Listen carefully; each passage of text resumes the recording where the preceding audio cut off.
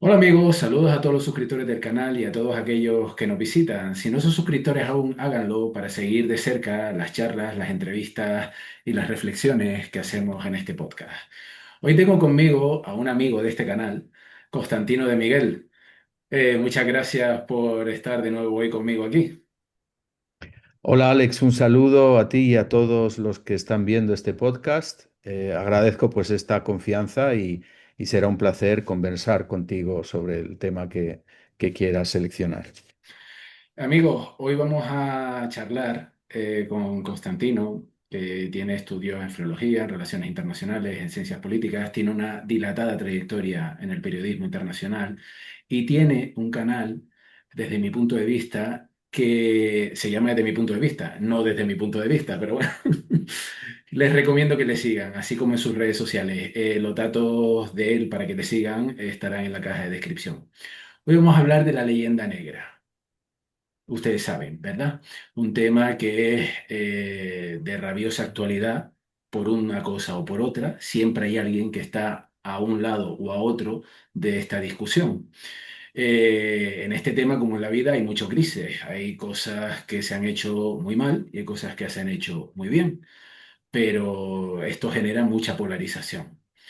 La famosa leyenda negra, Constantino. Lo primero que te querría preguntar es, en relación a este tema, es cómo, cuándo, quién y por qué se genera esta famosa leyenda negra o maldita leyenda negra, según a quien le pregunte, de la actuación de España en la América precolombina. Alex, mira, es un tema realmente muy profundo y se han escrito muchos libros y yo pues tengo primero que mencionar que no soy historiador y más bien recomendar a quien se interese en el tema que lea a toda una serie de actores, empezando por la española Roca Barea, que investigó el asunto y bueno, ha trazado pues ese origen sobre el que me preguntas. Y bueno, pues hay que empezar diciendo que el término de leyenda negra pues ha sido acuñado con el paso de los siglos, y desde luego lo tenemos muy presente, pues aquellos que somos defensores de la hispanidad, porque vemos que ahí radica un poco el talón de Aquiles de lo que es nuestra civilización. La leyenda negra, según la propia Roca Barea, en realidad se inició en Italia. España en el siglo XVI emergió como la potencia dominante en Europa por sus conquistas militares, por su realmente dominio de la economía y un dominio generalizado en muchos aspectos, y suscitaba, por lo tanto, la envidia de una Italia que estaba dividida en múltiples estados, estados-nación, principados, señoríos.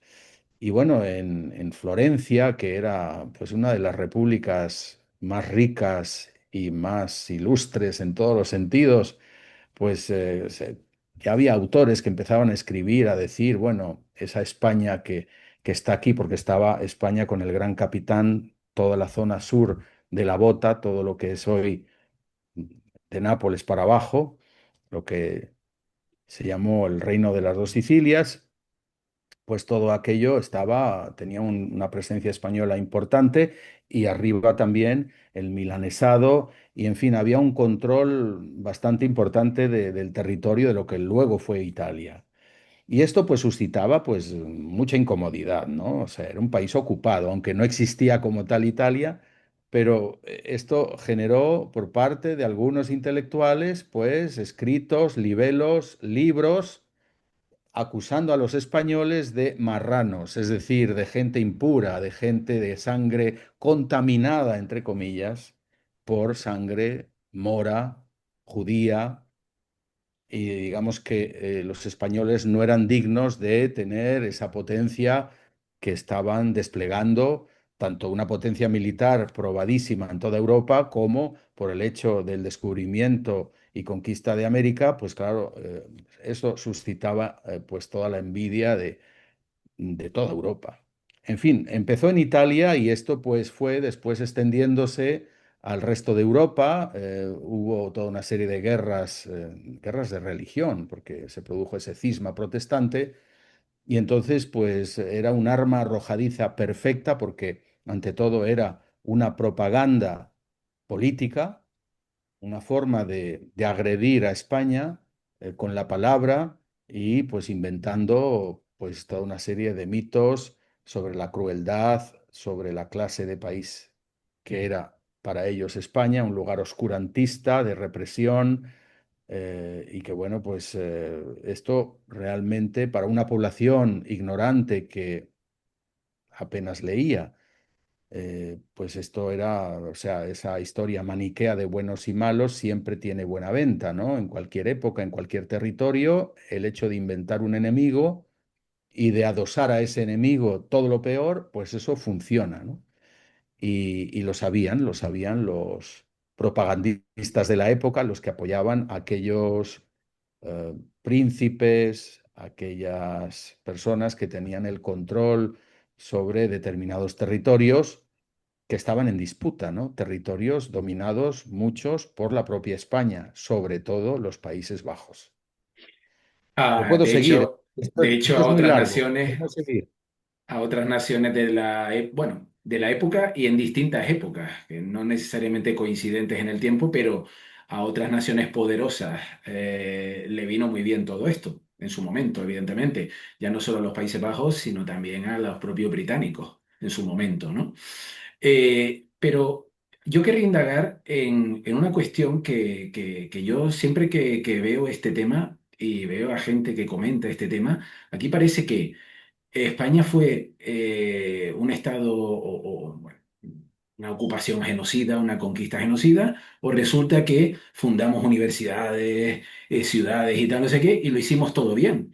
Pero a lo largo de la historia, todos sabemos que ni una cosa ni otra. Evidentemente, se hicieron cosas bien y se hicieron cosas manifiestamente mejorables, ¿vale? Entonces, ¿con qué nos deberíamos quedar para tener una visión algo más realista de este tema? Es decir, es evidente que cuando dos culturas chocan, una más avanzada que la otra, pues obviamente una tiene la de perder. Eh, ¿Cómo justifica aquellos que critican a la España de la época, aquel el Imperio Español, cómo justifican esta leyenda negra en base a las actuaciones de España en América? Bien, esto es un punto muy importante. Yo quería así resumir rápidamente esa génesis que te estaba contando de la leyenda negra en Europa. Como estaba diciendo, pues los holandeses la usaron en su lucha contra España en la guerra de los 80 años. Guillermo de Orange, el que fue el líder de esos rebeldes, de hecho, publicó un libro titulado, si no me equivoco, Apología, y ahí pues él se desahogó, empezó a decir toda una serie de cosas, obviamente inventadas, contra los españoles en relación pues a esa conquista de los Países Bajos, pintando al duque de Alba como una especie de el monstruo del mediodía, el sediento de sangre, ¿no? Hasta el día de hoy, eh, el coco, ¿no? El hombre del saco era el duque de Alba, ¿no? Se asusta a los niños holandeses todavía hoy en día con cuidado que viene el duque de Alba, ¿no? Y luego eso pasó, esa leyenda negra muy popular que además fue después ilustrada en Amberes por parte de un grabador de la época, Theodore de Brie, fue ilustrada con una serie de imágenes, de grabados, donde aparecían unos hombres que ponían a los indígenas en una parrilla y los asaban y unos perros que empezaban a morder a los indios. Y claro, pues para una población mayoritariamente analfabeta, el ver aquello pues era impresionante, es decir, estaba clara la prueba, una prueba falsa de la crueldad de los españoles. Luego, efectivamente, los ingleses hicieron de esa leyenda una política de Estado y sobre ella se basaron para continuamente pues ser una zapa, ser, digamos, luchar y combatir a los españoles porque se iban también por sus territorios y entonces era perfecto, había que justificar ese ataque de alguna manera. Y por eso la leyenda negra no deja de ser pues la coartada perfecta para, en este caso, hablando del siglo XVI-XVII, para justificar esa labor de socavar el Imperio Español, ¿no? Pero volviendo a tu pregunta, pues ¿cómo se justificaba que se atacara a España de esa manera? ¿Cuál era el sustento de esas acusaciones? Bueno, ahí tenemos que hablar de Bartolomé de las Casas. Este fraile, que estuvo en América, pues publicó el famoso libro Brevísima Relación de la Destrucción de las Indias, un libro que fue un bestseller en la época, se tradujo a varios idiomas y en él, pues, se explicaba, el fraile acusaba a España, a los españoles, a los conquistadores, de perpetrar toda una serie de masacres, de dar un maltrato terrible a los indígenas, de explotarlos. Y bueno, pues, claro, había citas muy exageradas, poniendo cifras que serían imposibles incluso en la actualidad. Y bueno, pues era sencillamente un libelo que tuvo mucha acogida. Hay que decir que Bartolomé de las Casas nunca se molestó en dar misa o en allí a los indígenas o en conocer su cultura, en aprender sus idiomas. Eh, no, cuando acusaba, no acusaba a nadie en particular, acusaba en general a los españoles, siendo él español, pero no había, digamos, pruebas o datos concretos que inculparan, no sé, a un determinado grupo de personas en un determinado lugar sobre un determinado crimen. Eran pues toda una serie de cuestiones que iba soltando sin mayor sustento. No, hoy en día esto estaría completamente invalidado. Es como si yo en Twitter, en X, empiezo a acusar, a decir cosas y bueno, pues no puedo probar eso, ¿no? Pero generan un daño, es como un veneno que actúa y bueno, la gente pues termina creyéndoselo, porque está bien escrito.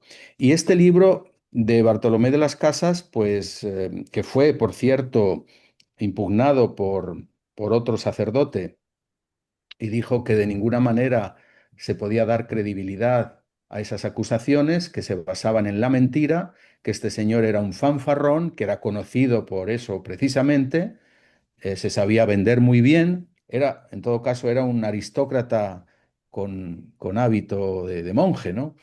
En fin, el caso es que hizo mucho daño porque ese libro, Brevísima Relación, fue traducido, fue usado por los enemigos de España en Europa y, como digo, junto al libro de Apología de Guillermo de Orange y otro libro titulado, si no recuerdo mal, Relación, que fue escrito por Antonio Pérez, que fue una especie de rebelde o renegado de la corte de Felipe II debido a una serie de manejos, de malversaciones, de toda una serie de corruptelas y él tuvo que salir huyendo y terminó, si no recuerdo mal, en Inglaterra, donde publicó este libro Relación, en el que acusaba a Felipe II de cometer incesto, de abusar de su propio hijo, de toda una serie de cosas.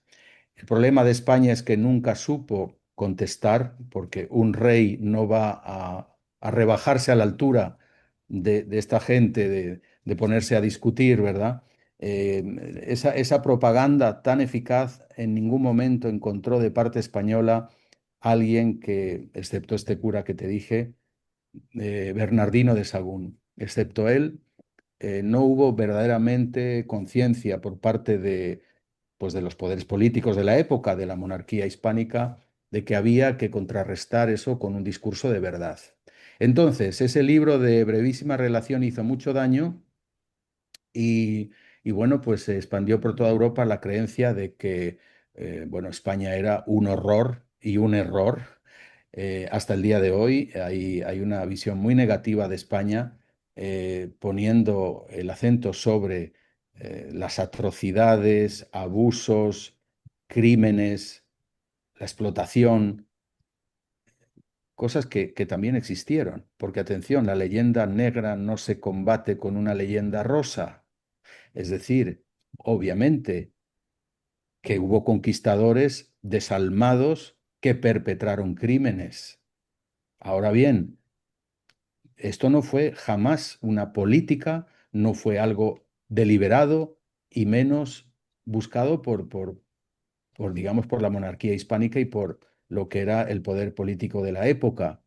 Incluso la Iglesia, pues, se ocupó de poner coto a este tipo de prácticas.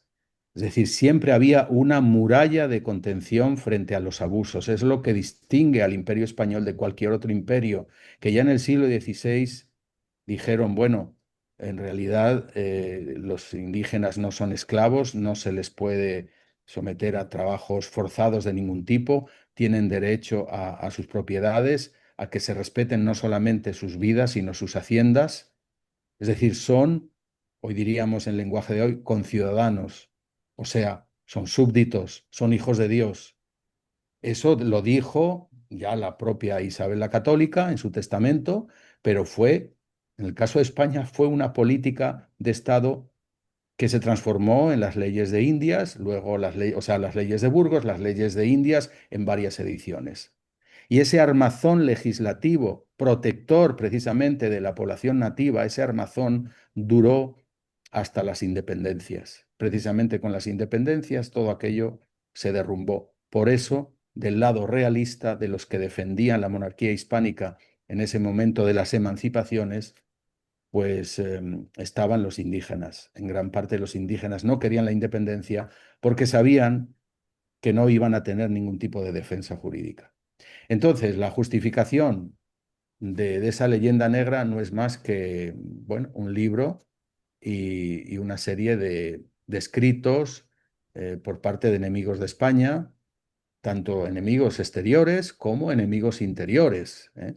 Porque, bueno, luego tendríamos que trasladarnos al periodo de las independencias, a las repúblicas que surgieron ahí y cómo esa leyenda negra que arranca en el siglo XVI, pues fue transformándose y hasta el día de hoy es utilizada en la política, en la academia, en diferentes, por supuesto, la educación pública siempre tiene algún pasaje relativo a la leyenda negra.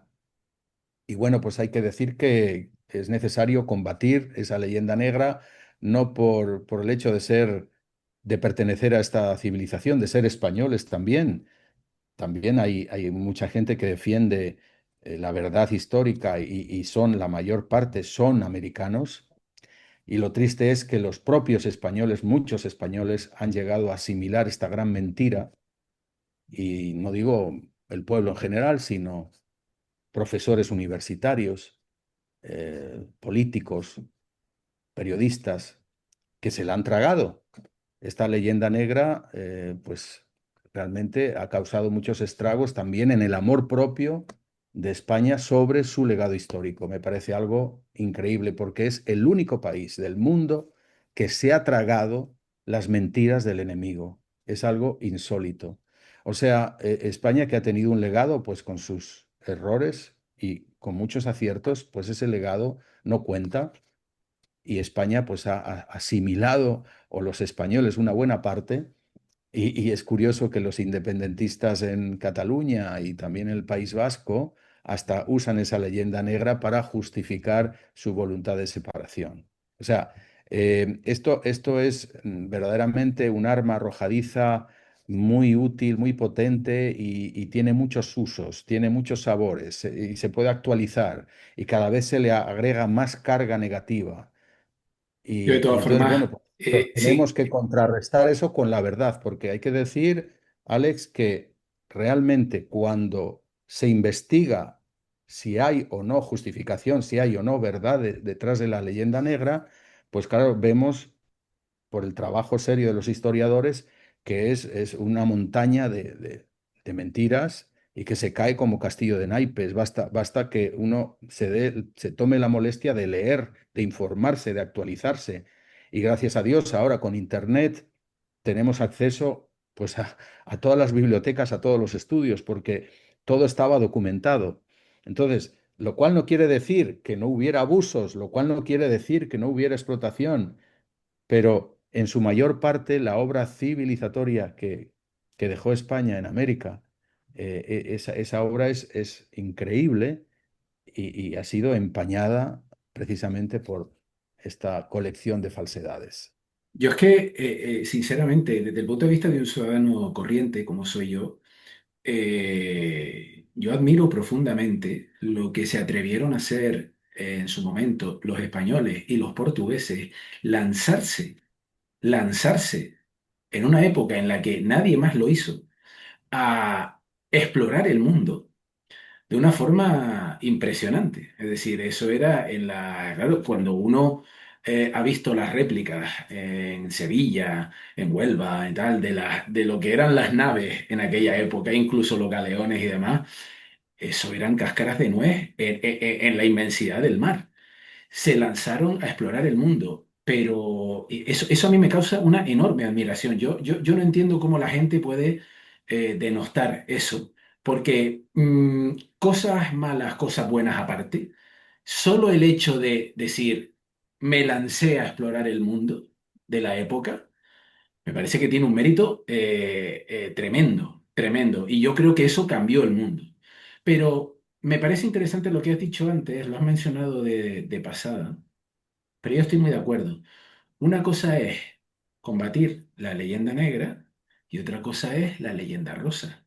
Porque lo lógico es que a pesar de los edictos, a pesar de la, de las normas que impusieron o quisieron imponer los reyes católicos, es lógico pensar que a tanta distancia de la metrópoli, los jefes locales, los, a ver, los indígenas eran indígenas y estoy muy seguro, después de leer, repito, no soy historiador, pero de leer algo del tema, ¿vale? Porque es un tema que siempre me ha interesado mucho, básicamente por la polarización que genera. Me parece que lo lógico es que hubiera abusos, efectivamente, que los hubiera, porque no era controlable desde la metrópoli. Así es. No, sin duda hubo gente pues que, como en cualquier colectivo humano, ¿no? Hay personas responsables y buenas y que quieren, en este caso, en el Nuevo Mundo, construir, crear, eh, pues labrarse una vida y respetar a los nativos y más bien coaligarse con ellos, porque hay que decir que siempre fueron un puñado de muchachos, hay que decirlo así, los conquistadores eran un puñado de muchachos en diferentes grupos. O sea, claro, bueno, tenemos a Pizarro que ya era un cincuentón, pero la mayor parte de los conquistadores eran jóvenes, en torno a los 20 años, 30 años, y era gente que iba a la aventura, a capitanes de fortuna que se les llamaba, ¿no? Iban a lo que iban, a conquistar un terreno, sí, por la gloria del rey y de Dios, pues hacerse con unas tierras, hacerse con el oro y con toda una serie de tesoros que pensaban que había, los había y no los había, pero tenían esa fe en Santiago, esas ganas de abrirse camino en un terreno tan inhóspito, después, como tú dices, de haber cruzado el mar en esos cascarones.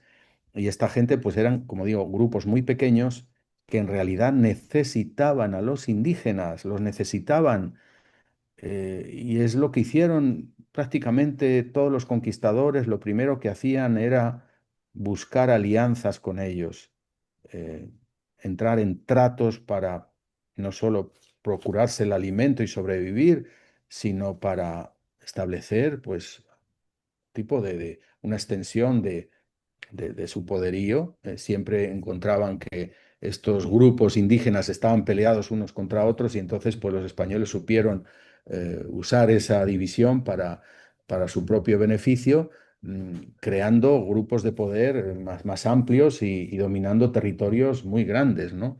De Entonces, hecho, claro, en ese sentido, sí, sí, adelante. no, de hecho, una de las cosas que a mí personalmente siempre me ha llamado más la atención es el empecinamiento que tienen algunos en decir que los ejércitos españoles diezmaron a.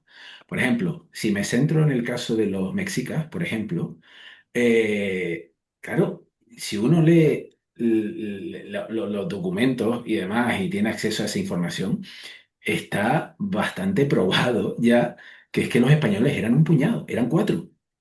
Sí, La caída de determinadas ciudades no la llevaron a cabo los españoles como fuerza de choque. Realmente tenían a otros pueblos que estaban peleados con los mexicas, por ejemplo, claro. para tumbar esas ciudades, ¿no? Entonces, claro, sin embargo, a pesar de que eso es así, sigue en el imaginario colectivo esto de que los ejércitos españoles, la armadura en caballos y tal, no sé qué, no sé cuánto, tal, arrasaron con los mexicas, ¿no? Y realmente la realidad fue que otros pueblos que estaban hasta aquí de los mexicas ayudaron a los españoles. Entonces, Así es. yo, Nunca hubo esto, un ejército. sí, pero lo que quiero decir es que persiste esa dinámica de pensamiento, aun cuando ya se sabe, porque otras cosas pueden, unas cosas pueden saberse y otras no, pero hay cosas que sí se saben. Entonces, oiga, es que esto no fue como lo estáis contando. Así es, porque interesa que la mentira continúe, es lo más cómodo, es muy fácil de retener porque es dicotómico, maniqueo, buenos y malos, es algo fácil de captar. En cambio, explicar ya de una manera pormenorizada que se trataba de grupos pequeños, mesnadas, como dirían en la Edad Media, eran partidas, eran grupos que penetraban en un territorio inhóspito, en un territorio además una vegetación complicada en algunas zonas o zonas desérticas, se encontraban esta gente que vivía o en el Paleolítico o en la Edad de Piedra, la verdad, con un atraso real, pero bueno, gente muy válida, seres humanos y que tenían mayor o menor ingenio, pero que obviamente estaba muy por debajo en cuanto a su capacidad de defenderse, su tecnología militar era muy rudimentaria y esto lo aprovecharon, pero quiero recalcar que eran grupos dispersos, llenos de ingenio para sobrevivir, para salir adelante, para coaligarse con las tribus locales y que tenían ese empuje, esa fuerza que venía obviamente de no solo de las lecturas que tenían de esos libros de caballería, sino también de generaciones y generaciones de luchar contra los moros en España, ¿no? España pues tenía gentes que nada que ver con los españoles de hoy, pero era gente muy valiente e intrépida, sin miedo. Si no nos explica lo que hicieron realmente, de atravesar desiertos, de penetrar en selvas exuberantes y bueno, obviamente hubo muertes, pero yo me puedo imaginar estas personas que finalmente entran en contacto con otros seres humanos y yo creo que no tendrían, o sea, para qué van a exterminar, para qué van a matar a gente a la que necesitan? Es absurdo cuando estás en minoría, porque no entras en tromba con un ejército, no entras con un grupo pequeño, a veces mal armado, porque eran grupos privados, y entonces el que se lanzaba a una expedición, pues tenía que costear pues todos los pertrechos, caballos, cañones, espadas, todo lo que era necesario para atreverse a penetrar en territorio presuntamente enemigo. Pero luego se daban cuenta, era de sentido común que había que trabar alianzas, como pasó, mencionabas en el caso de México, pues Cortés se alió con los de Tlaxcala y otros grupos, otros pueblos de Mesoamérica, que estaban hasta el gorro de esta situación de represión brutal y de estas matanzas, esta antropofagia de los aztecas, ¿no? Y entonces, bueno, fue muy fácil vencerlos gracias a la fuerza de los indígenas y la estrategia de Cortés, ¿no? Siendo los españoles un grupo, no sé si llegaron a 1000, porque hubo dos grupos, uno que llegó más tarde. En el caso de Pizarro eran ¿cuántos eran? 200, no me acuerdo. En Ecuador, por ejemplo, yo estoy ahora en Ecuador. Bueno, pues aquí fue un esquema parecido. Belalcázar, que venía de lo que es hoy Colombia, Belalcázar marchó sobre Quito, pero primero se apoyó en los Cañari.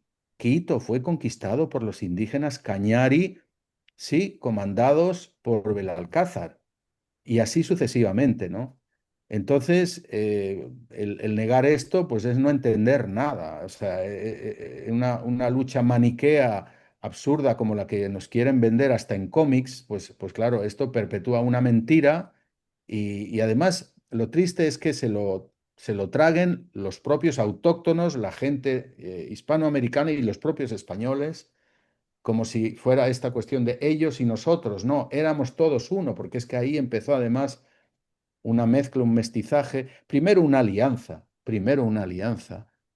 y luego, pues sí, un mestizaje. Y somos el resultado de todo eso aquí en América, ¿no? En tu opinión, Constantino, ¿cuál fue la motivación de esa conquista? ¿La ambición ciega? Por decirlo de alguna manera, llevar la fe, una fe que nadie había pedido allí, pero llevar la fe allí? ¿Cuál fue la motivación para llegar allí y hacer lo que hicieron los españoles de la época? Bueno, cuando Colón finalmente logra convencer a Isabel y Fernando de su empresa, de lanzarse al mar y, digamos, navegar hacia las Indias, o sea, hacia lo que se supone que era Asia, la India. Entonces, la motivación en el caso de Colón era obviamente riquezas, territorio. En el caso de Isabel era una motivación religiosa. En realidad, el objetivo de los reyes y de Isabel en particular era llegar a Jerusalén por la parte de atrás, dándole la vuelta al globo. Ya se sabía que la Tierra era redonda, se equivocaron en las dimensiones, ¿no? Y Colón en realidad tampoco se inventó nada, escuchó toda una serie de relatos de los portugueses y bueno, pues los cálculos de Galileo, de que la Tierra era redonda y que se movía y que, bueno, en fin, el caso es que la motivación cambiaba según de quién hablemos, pero para Isabel era la conquista de la Tierra Santa, de Jerusalén, dándole la vuelta, es decir, porque todo el Mediterráneo, no olvidemos que aunque se acababa de terminar la reconquista con la caída del reino nazarí en Granada, precisamente en ese mismo año de 1492, y fue allí el propio Colón a Santa Fe, en las puertas de cerca de Granada, en ese campamento que montaron allí, pues sabía Isabel que todo el Mediterráneo en realidad estaba en manos de los árabes y de los berberiscos, que era territorio islámico y que por lo tanto desde allí, o sea, cruzando el Mediterráneo, no se podía ir al Santo Sepulcro, no se podían liberar esos territorios sagrados, esa Jerusalén cristiana, ¿no? Como habían intentado antes los cruzados. Entonces, digamos que la gesta tenía que haber sido para llegar hasta Jerusalén. Y de hecho, ese plan continuó de alguna forma ya con otros objetivos más económicos, incluso con Carlos V, con el hijo de Isabel y Fernando, Carlos V de Alemania y primero de España, que tenía la intención de llegar a la China. Ya se había descubierto para entonces América y el objetivo era continuar hasta China. Entonces las motivaciones cambian, pero para los conquistadores, obviamente, si tú, joven, te embarcas en Sevilla después de pasar toda una serie de controles, no era fácil embarcarse, obviamente hacía falta un dinero, estás arriesgando tu vida y tu hacienda de alguna manera y te lanzas al otro lado del mar De hecho, ya muchos cuando no se había llegaban. descubierto un continente. Y algunos, bueno, pues efectivamente, quiero decir, no, era tortuoso el viaje y llegar allí, me puedo imaginar cómo era, pues primero fue la isla de la Española, siendo Cuba. Ese era un poco el portaaviones desde el cual surgieron pues toda una serie de expediciones y partieron desde allí a lo que fue lo que es el continente americano, ¿no? Entonces, la motivación era, obviamente, resarcirse de esa inversión que habían hecho vital, económica, tan grande, ¿no? Es decir, a la búsqueda del oro, claro, del oro, de la plata, de las riquezas. Y en una primera fase, bueno, se encontraron con esos indígenas que estaban en realidad en la época del Paleolítico y a los que explotaron vilmente. eh, Colón, recordemos que si no, me parece equivocarme, si en el segundo viaje regresó encadenado Colón porque malas prácticas, lucha con otros conquistadores y por haber esclavizado o querer esclavizar a los indígenas. De hecho, en el primer viaje creo que regresó con unos indígenas y dijo, no, los tienes que devolver, son personas y tienen que estar en sus tierras y son seres humanos y súbditos de la reina, ¿no? Entonces, pues eso pasó en esa época, que llegaban allí y querían conquistar territorio, acceder a las riquezas, eh, implantar sus señoríos, algo que no podían. España era un país que estaba en manos de una serie de señoritos, diríamos hoy. O sea, la tierra estaba muy mal repartida, había mucha pobreza. Entonces la gente, obviamente, estos conquistadores iban pues a buscarse la vida, a la fortuna, y ahí estuvo la institución de la encomienda que en principio fue, vamos a decir, paternalista, es decir, se le da al conquistador una parte del terreno conquistado, X hectáreas, con los indios dentro, a cambio de que se ocupe de esos indios, poniendo a un fraile para que los evangelice, siendo responsable, tutor, diríamos hoy, de esos indígenas. Ni que decir tiene que muchas encomiendas, por su alejamiento y por no tener un control efectivo, fueron lugares de explotación en algunas minas, en muchos campos, donde se abusaba del indígena. Y por eso esa institución de la encomienda fue abolida, porque había denuncias, porque se sabía, es decir, un imperio como el inglés o el holandés o el belga o incluso el francés y el portugués, estas cosas no Por, se las planteaban, no se las eso, planteaban. eso te lo quiero preguntar más adelante, te has adelantado un poco. Pero antes que eso, ¿qué le dirías a aquellos que piensan que a las Indias, hoy conocido como lo que ellos creían que eran las Indias, hoy conocido como América, qué le dirías a aquellos que piensan que lo que fue de España para allá era lo peor de la sociedad? Pues es otra parte de ese relato falsario de que realmente solamente los que tenían algún tipo de deuda con la justicia o deuda de otro tipo o era mala gente, se embarcaba, ¿no? O sea, yo he escuchado tonterías de este estilo muy a menudo, las sigo escuchando, pero está demostrado, vuelvo y repito, basta investigar y actualizarse, ¿no? Está demostrado que para embarcarse el procedimiento era bastante complicado, o sea, había que demostrar que se era cristiano viejo, también había que decir que, pues eso, había un control, o sea, no podían ir los de origen moro o judío, aunque terminaron yendo muchos sefarditas. Pero primero había un control y luego, ¿quién se mete en una aventura de estas siendo, pues no sé, un enfermo sifilítico, un degenerado, bueno, habría también bribones y aprovechados. Hemos dicho que eran hombres, no eran ángeles, o sea, pero tampoco, bueno, habría algún demonio, pero no creo que todos fueran demonios, ¿no?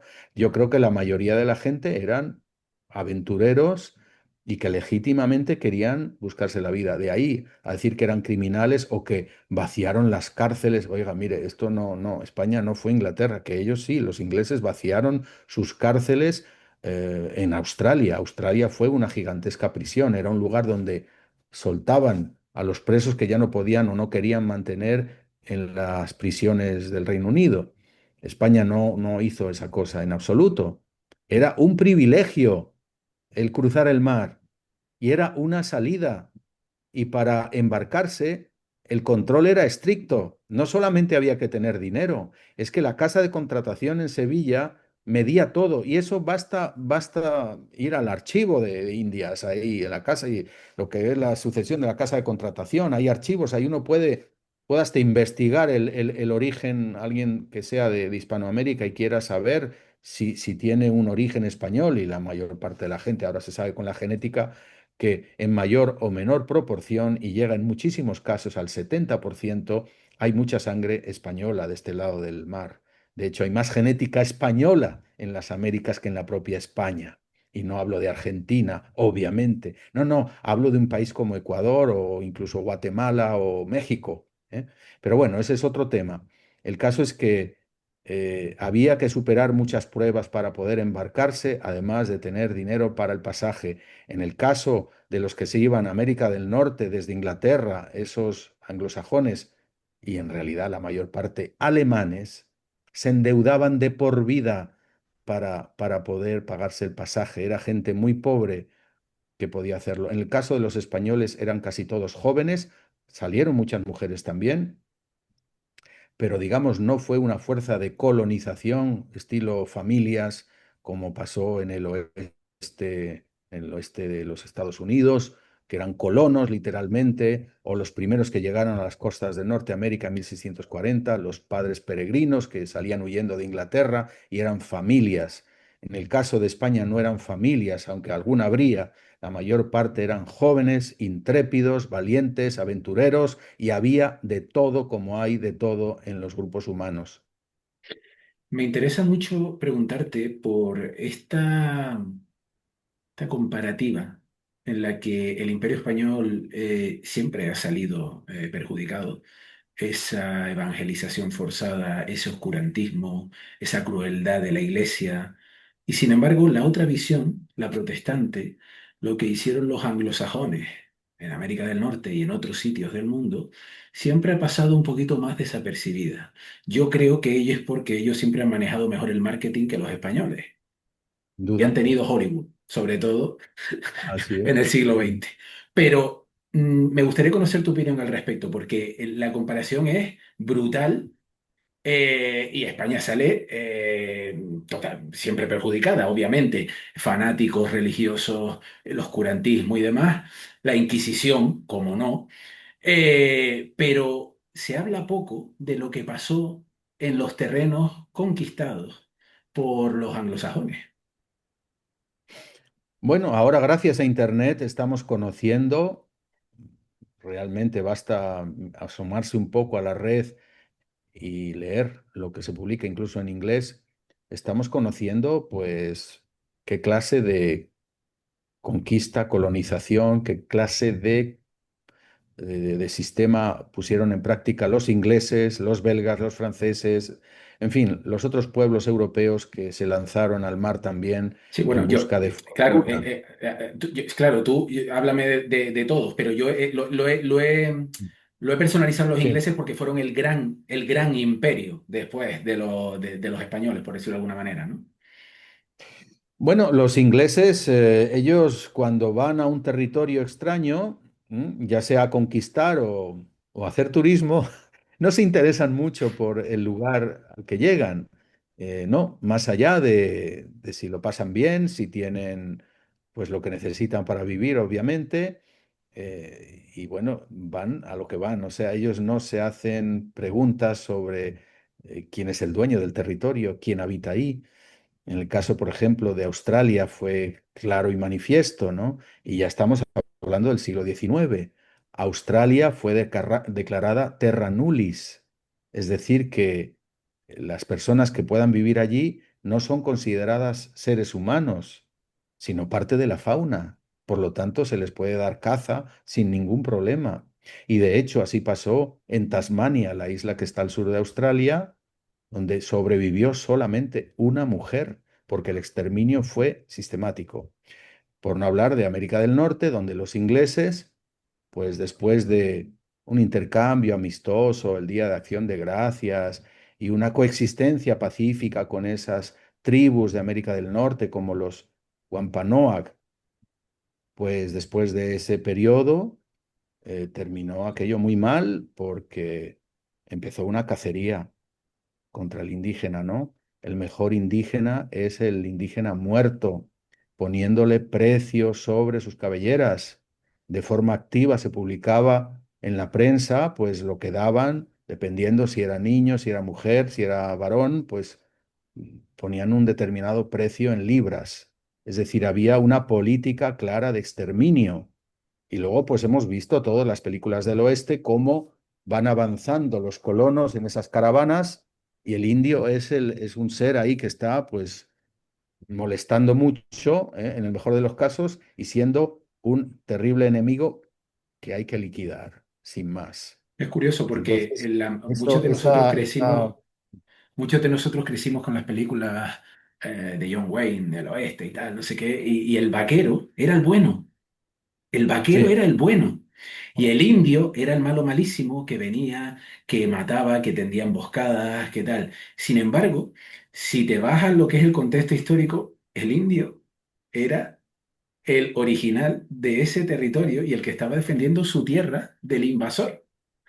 Sin sí. embargo, en la cultura colectiva, por las películas, por los cómics, por las revistas, ha creado la imagen y de hecho, mucha gente sigue teniéndola. Es decir, de que realmente el bueno era el que llegó a expandirse hacia el oeste, ¿no? Es curioso, ¿no? Claro. Porque después lo miras desde el lado español y el español que no hizo ese tipo de conquista, ¿vale? Porque, vamos a ver, cuando tú llegas a un sitio y liquidas, no es lo mismo que cuando llegas a un sitio, hace barbaridades, como potencia que eras con respecto al pueblo que estaba allí, pero te mezclas, estableces leyes, estableces, en fin, una serie de normas para intentar que la cosa sea más o menos, aunque hay abusos, pero más o menos controlable. Está claro que no era lo mismo. Y sin embargo, la buena fama la tienen ellos. Sí, bueno, la conquista del oeste no fue otra cosa que una apropiación de un territorio que no les pertenecía, arrollando por completo a sus habitantes, ignorándolos en el mejor de los casos y, como digo, pues matándolos en muchas ocasiones.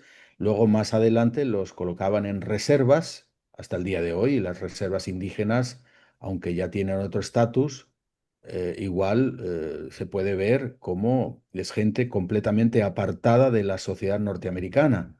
También en Canadá pasó eso, pero bueno, en Estados Unidos fue flagrante.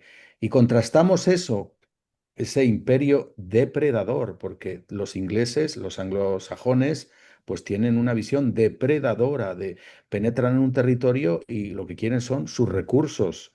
Y la gente les sirve en tanto en cuanto les da mano de obra barata o esclava. Esto es una constante en toda la conquista o colonización británica de cualquier territorio en el mundo, África, India, Australia y Norteamérica. Contrastemos eso con lo que hizo España, por ejemplo, en Norteamérica, que fue penetrando y muchísimo antes que los ingleses. Yo soy de Salamanca, Vázquez Coronado llegó a Kansas, él recorrió todo el territorio y se encontró con tribus, algunas hostiles, pero bueno, no había una voluntad de exterminio, ¿no? Es que era absurdo exterminar cuando, insisto, se necesitaba a los indígenas. Y lo que hicieron de una forma realmente admirable, todos estos, bueno, los que administraban ese territorio que se iba conociendo de la América del Norte, en la parte oeste, centro y oeste del país, fue establecer presidios. Cuando yo digo presidio, la gente piensa que es una cárcel. Presidio es un lugar donde es una especie de destacamento o una avanzada que no deja de ser que un fuerte, un fuerte, por lo tanto, pues un lugar resguardado, un lugar protegido y al lado una iglesia, un convento. Y había pues los soldados de cuera, es decir, pues oficiales que eran todos mestizos, Un álamo. mexicanos. Hoy, el Álamo fue el más conocido, pero es una de las misiones, de las 6 que hay en torno a San Antonio. Y entonces, bueno, estaba el soldado de cuera o los soldados de cuera y generalmente pues un franciscano, un dominico o un jesuita. Y estaban ahí rodeados de un peligro tremendo porque las tribus de esa zona, como los comanches y los apaches, realmente hostigaban estos destacamentos. Y bueno, en el mejor de los casos, pues en épocas de hambre que no tenían que comer los indígenas, iban al presidio y se les recibía, se les abría las puertas y luego, pues la evangelización se producía sobre todo en los niños. Los niños pues recibían, eran alfabetizados, eran educados y eran evangelizados, ¿no? O sea, una forma de conquistar el territorio, no depredadora, sino generadora, civilizadora. Esa es la realidad. Y eso se puede ver. Tú has citado el Álamo, conocido por que pasó después con la conquista de Texas por parte de esa avalancha que venía del norte, ¿eh? Conquista que se produjo ya cuando España no estaba allí, sino México que lo perdió. Pero hay que decir que hay una serie de misiones increíbles que el público no conoce. Yo tuve la suerte de conocer, gracias a Jorge Luis, este autor de precisamente el libro Presidio, y conocí la de San José, una misión que está no lejos de San Antonio, y es una maravilla porque está muy bien conservada. Ahí hice yo, por cierto, hay un vídeo que pueden ver en mi canal donde pues hacemos un paseo, un recorrido, bueno, de la mano de este profesor de la Universidad de San Antonio, madrileño, pues conocedor de la zona, pues nos deleitamos viendo, imaginándonos cómo fue aquello, ¿no? Entonces, bueno, ves ese esfuerzo de civilización clarísimo, ese esfuerzo generador frente a lo que hicieron otros imperios. Y bueno, esto, claro, cuando hablamos de historia, pues se puede caer en la nostalgia, ¿no? Bueno, qué pena que éramos tan buenos y mira ahora. Bueno, hay que hacer justicia, hay que abrir los ojos sobre lo que pudimos ser, sobre lo que fuimos y más que nada, bueno, tener amor propio, porque si no conoces tu historia, si la gente de aquí no conoce su historia, que la gente de aquí viene de eso, porque nosotros, españoles, en el fondo, nuestras familias pues se quedaron allí, ¿no? Pero los que vinieron aquí y se mezclaron, pues tienen esa raíz, es una raíz muy interesante, ¿no? Esa mezcla entre indígenas y españoles, y otros aportes que vinieron después, por supuesto.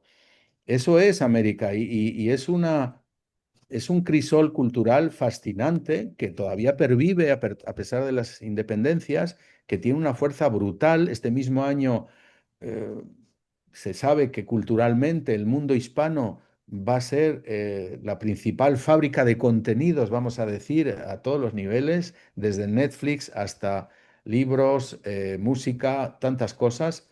Y eso es porque somos una civilización muy rica, ¿no? Entonces, bueno, hay que destacar eso, que tiene una raíz de pero no algunos siglos ya, unida. y no es unida. Esto ya es otro tema, efectivamente, no es unida y lo veo Los difícil, aunque anglosajones sí, yo lucho por ello.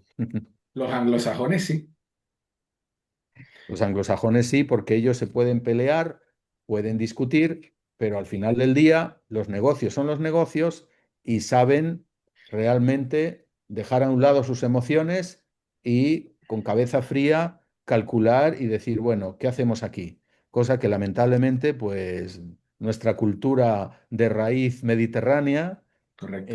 pues no, a veces no sabe hacer. Y me temo, yo soy escéptico, ¿eh? Yo quisiera que asistiéramos a un mundo hispánico, un mundo pues más unido, y es lo que tenemos que hacer, dar pequeños pasos, o grandes pasos, no lo sé, ¿Crees, pero hay que avanzar en eso y lo veo utópico de momento. crees, Constantino, que cometemos el error en el siglo XXI de mirar con la óptica del siglo XXI cosas que pasaron en el siglo XVI? Sin duda, bueno, esto es algo muy común, es decir, que nuestra mentalidad, nuestros valores, nuestra óptica, nuestra cosmovisión va a determinar cómo vemos el pasado. Siempre se reescribe el pasado, ¿no? Se revisa el pasado. Y creo que hay que hacerlo. En este caso, no por ninguna bandera. Hay gente que acusa a los hispanistas de ser gente facha de derechas. Oiga, mire, esto no tiene un color político, es sencillamente imponer la verdad, sobre todo cuando tenemos elementos para ello, porque todo se documentó muy bien. O sea, el historiador, déjenle trabajar y ayúdenle al historiador, que es lo que yo modestamente hago, ayúdenle a divulgar su mensaje, que es un mensaje de verdad, porque se basa en hechos, no se basa en ideologías. Y la leyenda negra, de alguna forma, es una ideología, además muy venenosa. Entonces hay que conocer esa verdad para situarnos, porque si conocemos el pasado, pues mejoraremos nuestro presente y nos proyectaremos hacia el futuro. Está clarísimo que no es algo gratuito o para demostrar cultura y conocimiento, no, es que es algo esencial para tener amor propio sobre nuestra cultura y sobre nosotros mismos, o sea, a nivel personal, fuera complejos ante el mundo anglosajón, fuera sentirse, hacerse de menos, como mucha gente se hace de menos. No, no, no. Venimos somos una civilización y entonces, claro, bueno, no logramos que esto fragüe en una unidad política, ¿eh? Pero cuidado, el mundo se está moviendo muy rápidamente. Lo estamos viendo con lo sucedido en Venezuela. Y estamos viendo, claro, ahí yo he hablado sobre Venezuela y yo no quiero caer en cuestiones de que, pues que ha sido invadida por Estados Unidos. Y yo he dicho sí, que de facto es un protectorado de los Estados Unidos. Pero es que Estados Unidos ha cambiado mucho. Y es que a los venezolanos hay que decirles la verdad. Bueno, quiero decir, ellos lo saben más que nadie. Es que Estados Unidos es un país hispanizado también. El que ha actuado en este caso ha sido un hispano, Marco Rubio, en realidad es el artífice de todo esto. Entonces, todo eso tiene una raíz histórica. Estados Unidos tiene una raíz histórica hispana muy grande. Entonces hay que hacer con todos esos elementos, hay que hacer algo. ¿Eh? Y a lo mejor, Pero yo lo digo y perdona Alex, yo hago autocrítica, sobre la hispanidad, hago mucha autocrítica, porque yo no creo que enarbolando la bandera de una leyenda rosa, en absoluto, no, no, eso no, hay que extirparlo de las mentes, ¿no? O sea, hay que quitarse de la cabeza nostalgias y utopías, ¿no? No no, hay que simplemente ser analizarlo como fue, ya está. hay que analizarlo, hay que analizar la historia, pero ¿para qué? Para que nos proyecte hacia el futuro, para que cojamos esos elementos primero que nos permitan valorar lo nuestro y ver cómo eso nuestro puede usarse para nuestro futuro, para nuestros hijos y nuestros nietos, en un contexto geopolítico muy cambiante, donde estamos viendo en el hemisferio americano es Estados Unidos la gran potencia.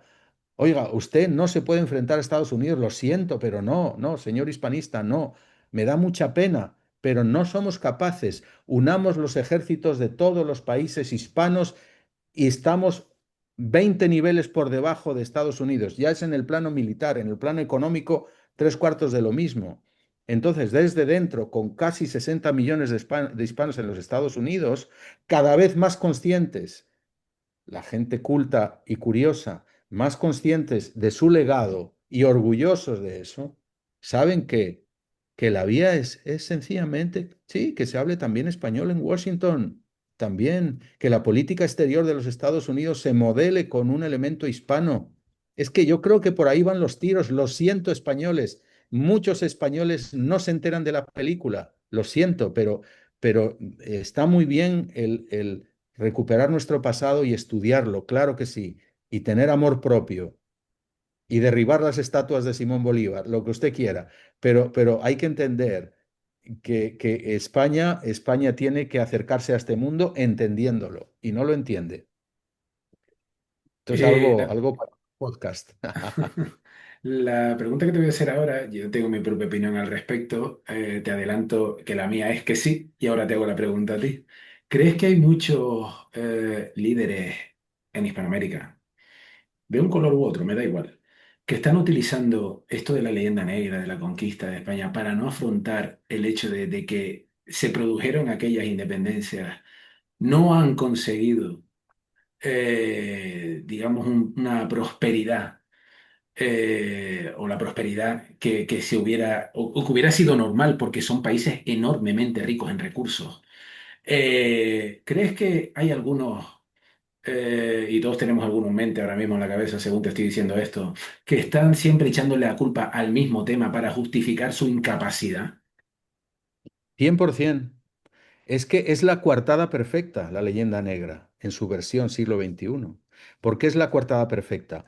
Porque se absuelve a esas élites incompetentes, corruptas, se las absuelve, de su mal obrar de sus desvíos de dinero, se las absuelve cargando toda la responsabilidad de su mala gestión sobre un pasado remoto y Claro, porque es que distorsionado. un ciudadano como yo dice, pero ya, usted ha tenido 500 años para hacer las cosas mejor, ¿eh?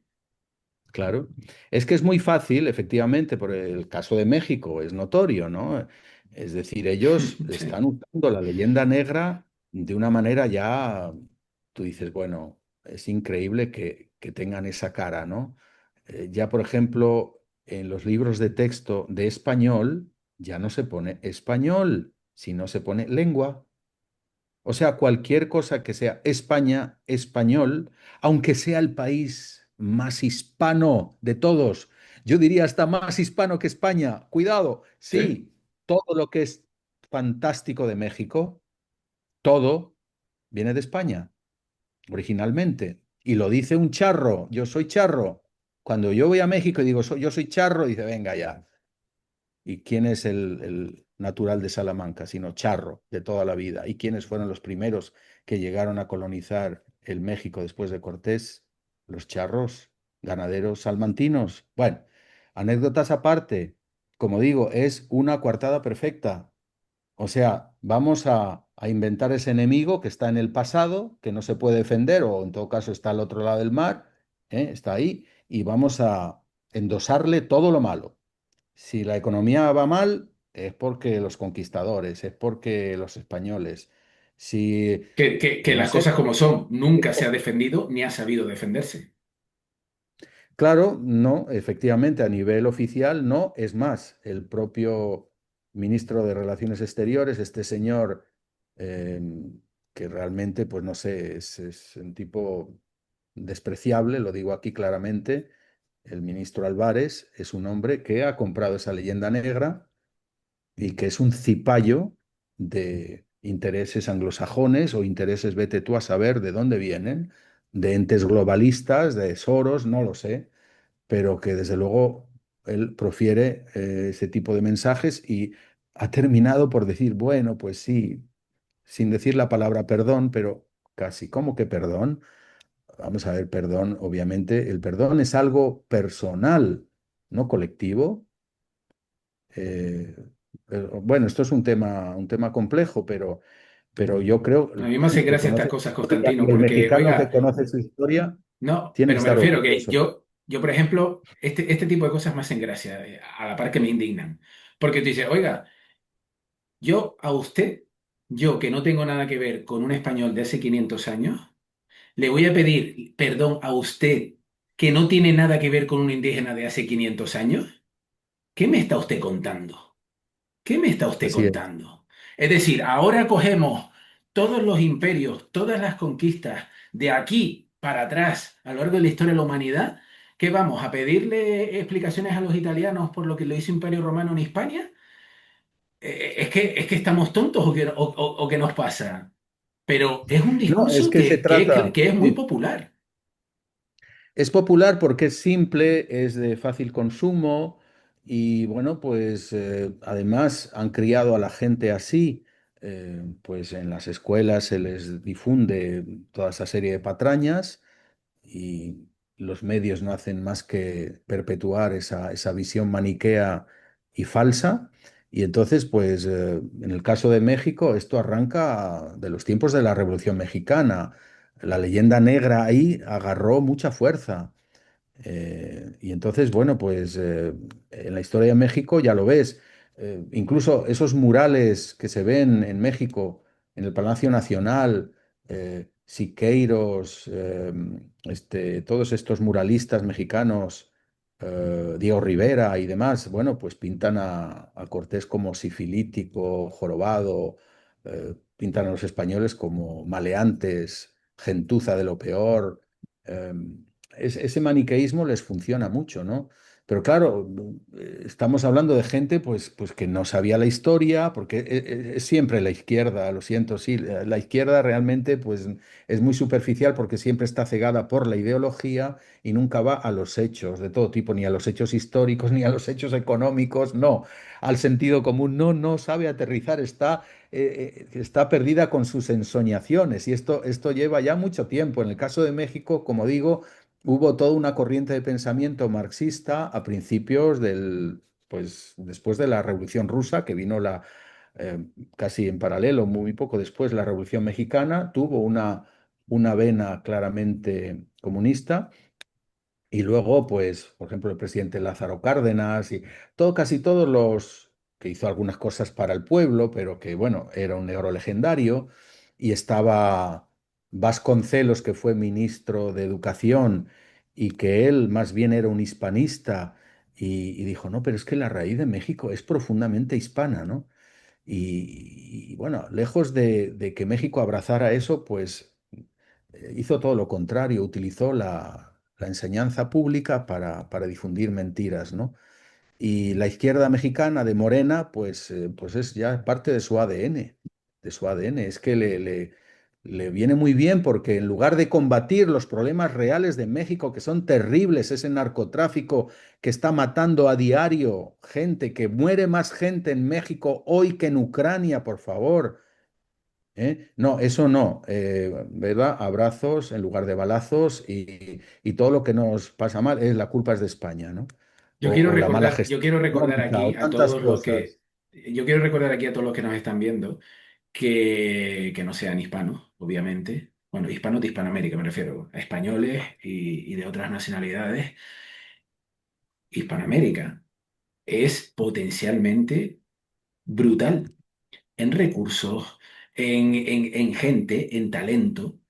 Y de Sí, verdad, o sea, desde aquí, yo soy canario, y ya que tú has mencionado Salamanca, yo voy a hacer aquí, voy a traérmelo un poco para mi casa también, porque es que yo no, yo creo sí. estar en lo correcto cuando digo que San Antonio, la capital de Texas, fue fundada por canarios.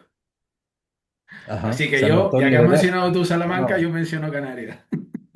no sé, yo no, obviamente, como no soy historiador y retengo mal los datos, pero San Antonio de Béjar, en todo caso, un presidio que fue luego una ciudad y al día de hoy es una ciudad preciosa.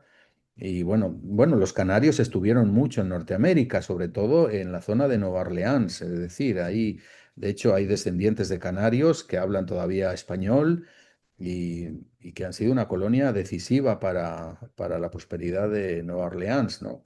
Sí, a ver, estamos los españoles, hemos vivido a espaldas de este mundo hispanoamericano que ahora descubrimos más gracias a la facilidad de viajar, de leer, de enterarse incluso por YouTube, de ver vídeos. Y nos Menospreciándolo muchas reconocemos veces, y la ¿eh? gente joven, nos reconocemos, la gente joven se da cuenta, no solo hablamos el mismo idioma, es que no solo es el idioma, más bien, hay tantas cosas en común, nos reímos de los mismos chistes, nos gusta la misma música, lo pasamos en grande, hay tantas cosas que tú dices, qué pena que hayamos tirado por la borda todo ese nexo tan grande que nos une y que no seamos capaces de forjar algo fuerte, ¿no? De contar en el mundo. Pero yo digo, basta ya de nostalgias y de lamentos y veamos, adaptémonos al mundo que viene, que es un mundo, siempre ha sido así, un mundo de fuerzas contrapuestas.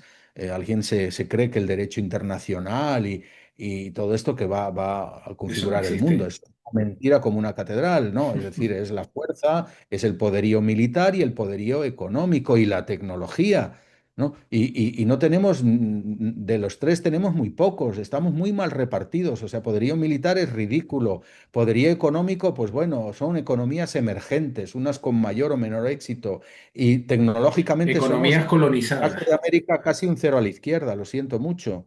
Entonces, bueno, incluso uniéndonos, bueno, a ver cómo nos unimos, porque creo que no hemos pasado de la retórica. Y ese, como digo, ese es un punto, para mí es el nervio de esta discusión también con los hispanistas españoles, ahora que ha surgido lo de Venezuela, y hay como, como un no comprender lo que ha hecho Venezuela, lo que los venezolanos en el exilio dicen, bueno, por fin nos liberaron. Dice, bueno, eres un trumpista, eres pro-gringo, tú te estás uniendo, o panamericanista, que ahora está el término panamericanista, es decir, que el que quiere que sea América, todas las Américas, como quiere Donald Trump con su doctrina Monroe o Donroe, como dice él, quiere hacer pues un gran bloque. No ha hablado todavía de que sea un solo país, pero yo me temo que los tiros van por ahí. Me temo que los tiros van por ahí. Y entonces, claro, nosotros al menos tenemos que iniciar pues un acercamiento mayor entre nosotros, una cooperación, alianzas, qué sé yo, aprender de Europa, es lo que yo digo en los vídeos, aprender un poco de la parte buena de la Unión Europea, es decir, la libre circulación de personas, como con Schengen, de mercancías, más Porque comercio, más... cada vez le queda Y menos parte ahí es buena que a va a Europa, ¿eh? fraguarse. ¿Perdón? Digo que está bien la puntualización que has hecho de la parte buena de la Europa, porque es Sí. que cada vez es peor esto de aquí, ¿eh? No, es que el genio se escapó de la botella y ha resultado ser un demonio malvado, ¿no? Sí. Pero al principio los deseos se cumplieron, ¿no? Realmente sí se logró prosperidad. Sin duda, Europa en los primeros años, en esa comunidad europea, pues oye, hubo comercio, libre circulación. Yo mismo, que me ha tocado trabajar en varios países europeos, pues fue una gran facilidad, ¿no? Pero bueno, esto terminó degenerándose. Pero aprendamos de lo bueno y de lo malo, ¿no? Y en Hispanoamérica, pues al menos a nivel regional, pues, por ejemplo, ya lo ha dicho Bukele, en Centroamérica buscar una unidad, que son países ridículos, perdonen, no quiero ofender a nadie, pero es que no son viables. Honduras, Nicaragua, incluso Costa Rica, tan orgullosa, sí, sí, son diferencias muy grandes, pero a nivel del contexto internacional no cuenta nada ningún país aislado. Entonces, buscar una federación, México que se sacuda esa leyenda negra, que abrace la hispanidad y que deje de estar de servidor, seguro servidor suyo de Estados Unidos, y que tenga un poquito de orgullo y que se apoye en la hispanidad. Se sorprenderán los mexicanos. Lo que pasa es que las élites mexicanas, no solo las de izquierda, las de derecha, lo siento, pero son un desastre. Todas formadas en universidades americanas, todas en realidad son, pues sí, han asumido un neocolonialismo, ¿no? Y bueno, buscar esas uniones, ¿no? Aquí, por ejemplo, Ecuador, que formó parte de la Gran Colombia, junto con Colombia y Venezuela, la zona andina, buscar unirnos poco a poco. Ahora, Mercosur, bueno, es una unión más que nada económica y muy parcial, porque no hay una unión aduanera. Bueno, yo lo veo así, que nos vayamos Los agrupando, pero anglosajones, que no, los perdón, anglosajones que jamás siga van el a permitir razonamiento. eso. Disculpa. Digo que los anglosajones jamás van a permitir eso. No lo sé, puede ser, pero Porque yo saben creo el que potencial que hay ahí. a ver, desde el inicio de las independencias ya sabemos que los ingleses tuvieron muchísimo interés en que aquello se dividiera.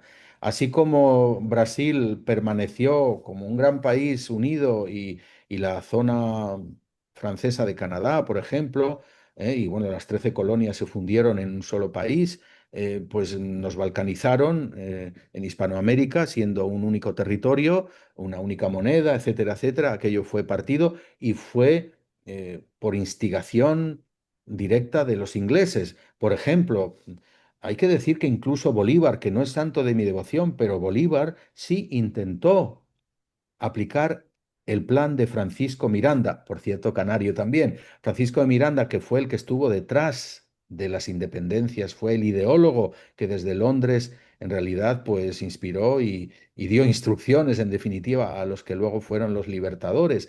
Bueno, la idea de Francisco Miranda que trató de poner en práctica Simón Bolívar en Panamá, en el llamado Congreso Anfictiónico, tiene un nombre raro. Bueno, ese congreso ya después de las emancipaciones, de las independencias, ese Congreso pretendía hacer una federación, una unión hispanoamericana.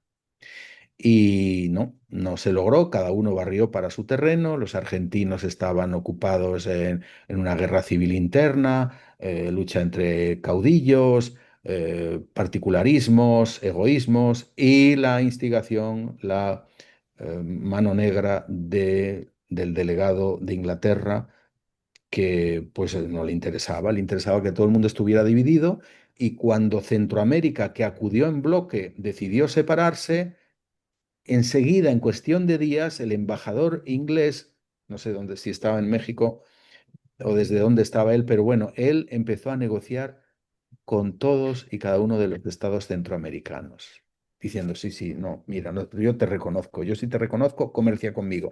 Todos los ingleses fueron así y los americanos también, hasta hace poco, y obviamente lo estamos viendo, sí, un atropello a la soberanía de Venezuela, claro que sí, van por los recursos, no lo hacen por el pueblo venezolano, sí, señores, sí, sí, de acuerdo, pero Estados Unidos es un bloque, sí, algunos dicen, sí, aquello está resquebrajándose, tienen una deuda colosal, en realidad es un imperio enfermo, lo que hacen es defenderse de China, evitar que China entre en su patio trasero, ya se han sacudido a Rusia y a Irán, bueno, pues quieren ser dueños y señores de todo el continente, de todo el hemisferio americano, vale, pero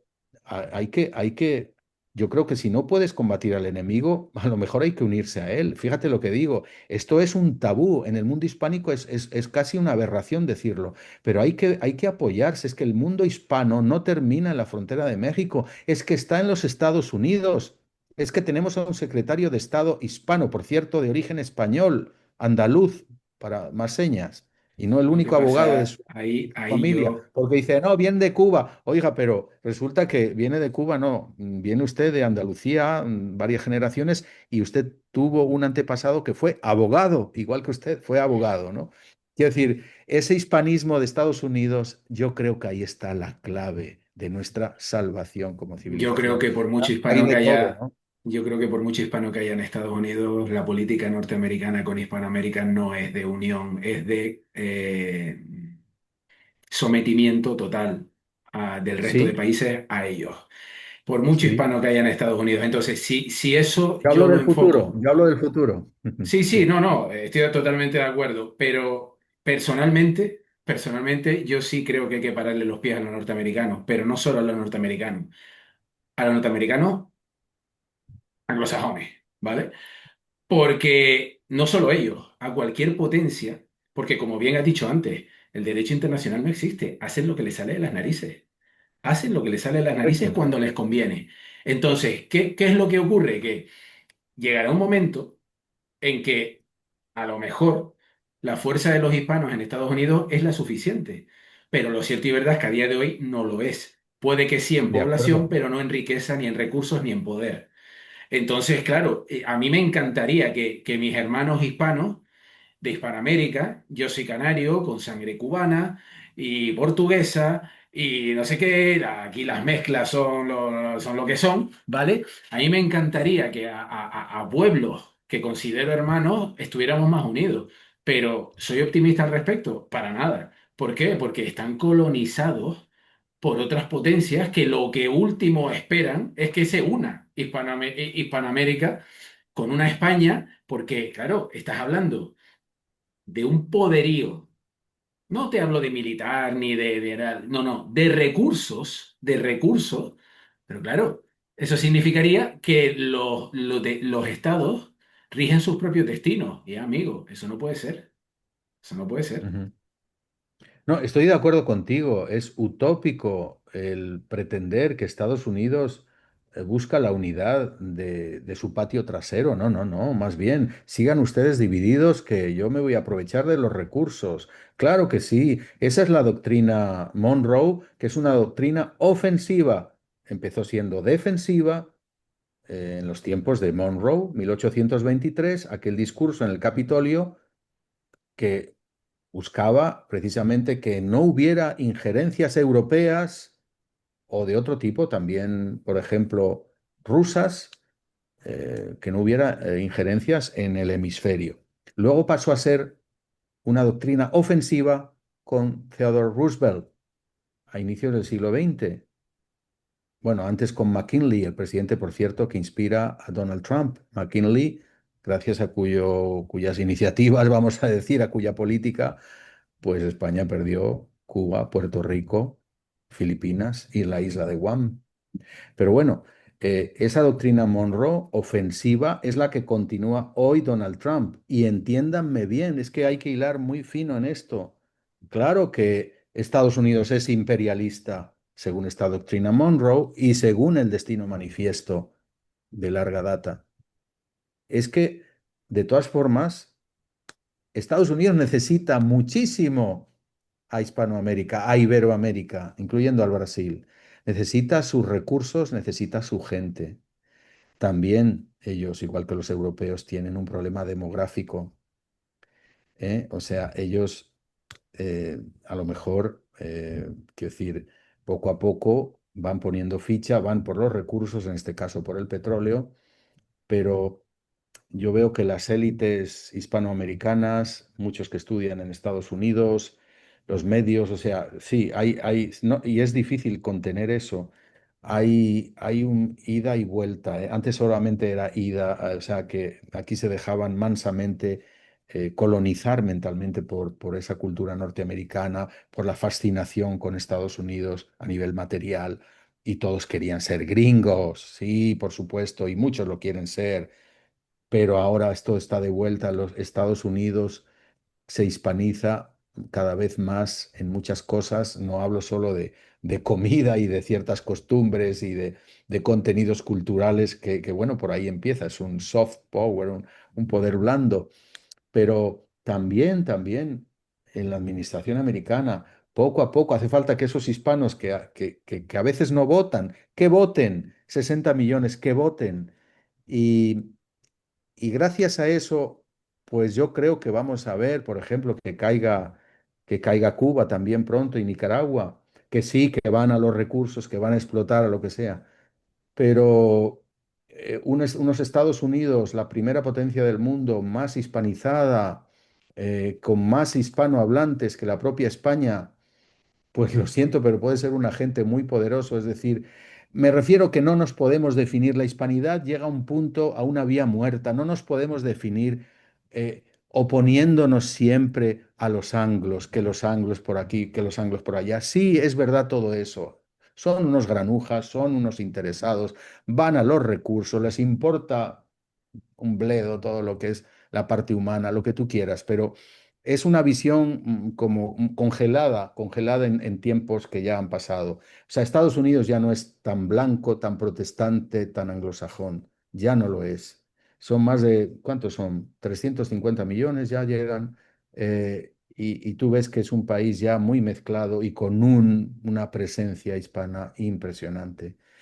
En fin, no sé, yo creo que por ahí hay mucho que hacer. En el momento en que los norteamericanos se den cuenta incluso del origen suyo como nación, ahora que son 250 años de la independencia. 250 años se celebran precisamente ahora, y esa independencia se logró gracias sobre todo a España, más que a Francia, gracias a España, a Bernardo de Gálvez, a todo ese dinero, esa colecta que se hacía incluso desde las iglesias en España en ese mediados finales del siglo Eso es XIX. un tema muy poco conocido y que Sí, los propios anglosajones, el propio cine, el propio Hollywood, ha lo ignora ocultado, ha ocultado, por completo. porque siempre se menciona la ayuda de los franceses para la independencia de las colonias, pero no se menciona a España por ningún lado. Nunca he entendido por qué, porque teóricamente a ellos el enemigo era la metrópoli británica, el rey. Sí. ¿Por qué no mencionar a los españoles la ayuda que le prestaron? Es una cosa que es muy poco conocido por el público en general. La propia España de la época silenció esa ayuda masiva que hubo por temor precisamente a que ese ejemplo de las 13 colonias se extendiera a todos los virreinatos españoles. Fue un error mayúsculo de la política exterior española, como Ajá. advirtió, si no recuerdo mal, eh, el conde de Aranda. Pero bueno, la ayuda fue así, fue de armas, de pertrechos de todo tipo, de dinero, y bueno, culminó esto en una batalla importantísima, la de Pensacola, que supuso liberar esa zona de Estados Unidos de la presencia inglesa. y a partir de entonces, pues Washington en el norte venció a las fuerzas británicas sin mayor dificultad, ¿no? Fue ya, se terminó la independencia, se culminó gracias a que el Frente Sur quedó liberado debido a la intervención de Bernardo de Gálvez, de los españoles. Pues sí, se ha silenciado porque tristemente Estados Unidos también ha construido toda su política exterior desde ese momento, la construyó contra España. Es decir, España, pues aparte que le ha arrebatado, o sea, le fue arrebatando territorios, algunos mediante la compra, como Florida, el Tratado de Adams-Onís, Luisiana, que en realidad se la compró a los franceses, pero era un territorio Y otros por hispano. conflictos de falsa bandera. Luego, y luego, pues sí, sí, bueno, eso ya en el final del siglo XIX, Cuba, Puerto Rico y tal, por una guerra inventada, pues ya sabemos, ¿no?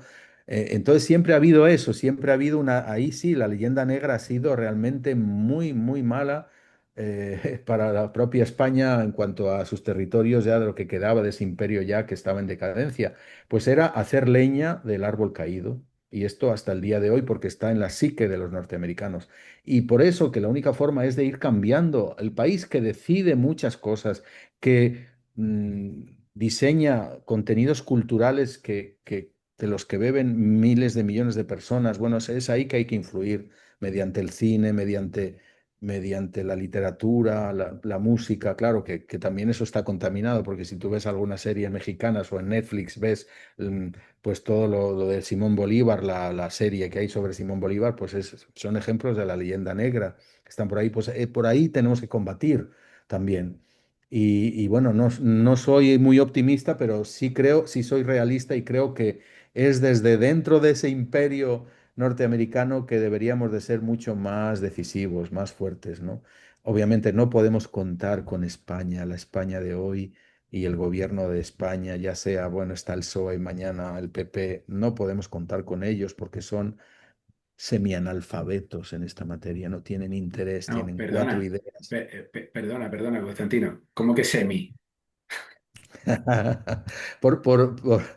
Digamos, endulzar un poco la cosa, ¿no? Pero sí, A estas alturas de la película, endulzarlo para que son unos cretinos y además no, no, ideologizados y fanatizados. Eso es lo que es el no, gobierno de España, ¿no? Pero ojo, pues, el problema no es el gobierno de España. Yo creo que el problema ahora mismo está mucho más arriba y es la propia Unión Europea la que es un auténtico peligro para sí misma. bueno, sin duda alguna, la Unión Europea pues realmente es apoyar por el caballo perdedor y yo sí estoy de acuerdo con Trump en esa estrategia de seguridad nacional donde dice que hay un borrado si lo digo, un borrado de la civilización europea. Es verdad, no tiene amor propio. Eh, Incluso ellos ya consideran que Europa va a ser un califato gigantesco, imagínate. O sea, ya la dan por perdida. Es que es verdad, o sea, Europa está dando pataletas de ahogado, no sabe ya, pierde los papeles, los ha perdido en Venezuela, los está perdiendo ahora en Irán. O sea, geopolíticamente es un cero a la izquierda, realmente, no tiene nada que hacer. Y no entiende, y Iberoamérica no la entiende. Y lamentablemente España, que debería de entenderla, y obviamente hay gente muy con la cabeza muy clara y que tiene un conocimiento muy profundo de todo lo que es nuestra querida Hispanoamérica, pero quienes toman las decisiones, los políticos, son un desastre en esto. Más allá de una retórica y de discursos, no tienen ni idea que en Estamos en realidad manos de los nuestra peores en identidad, el peor nuestra misma momento de la identidad, historia.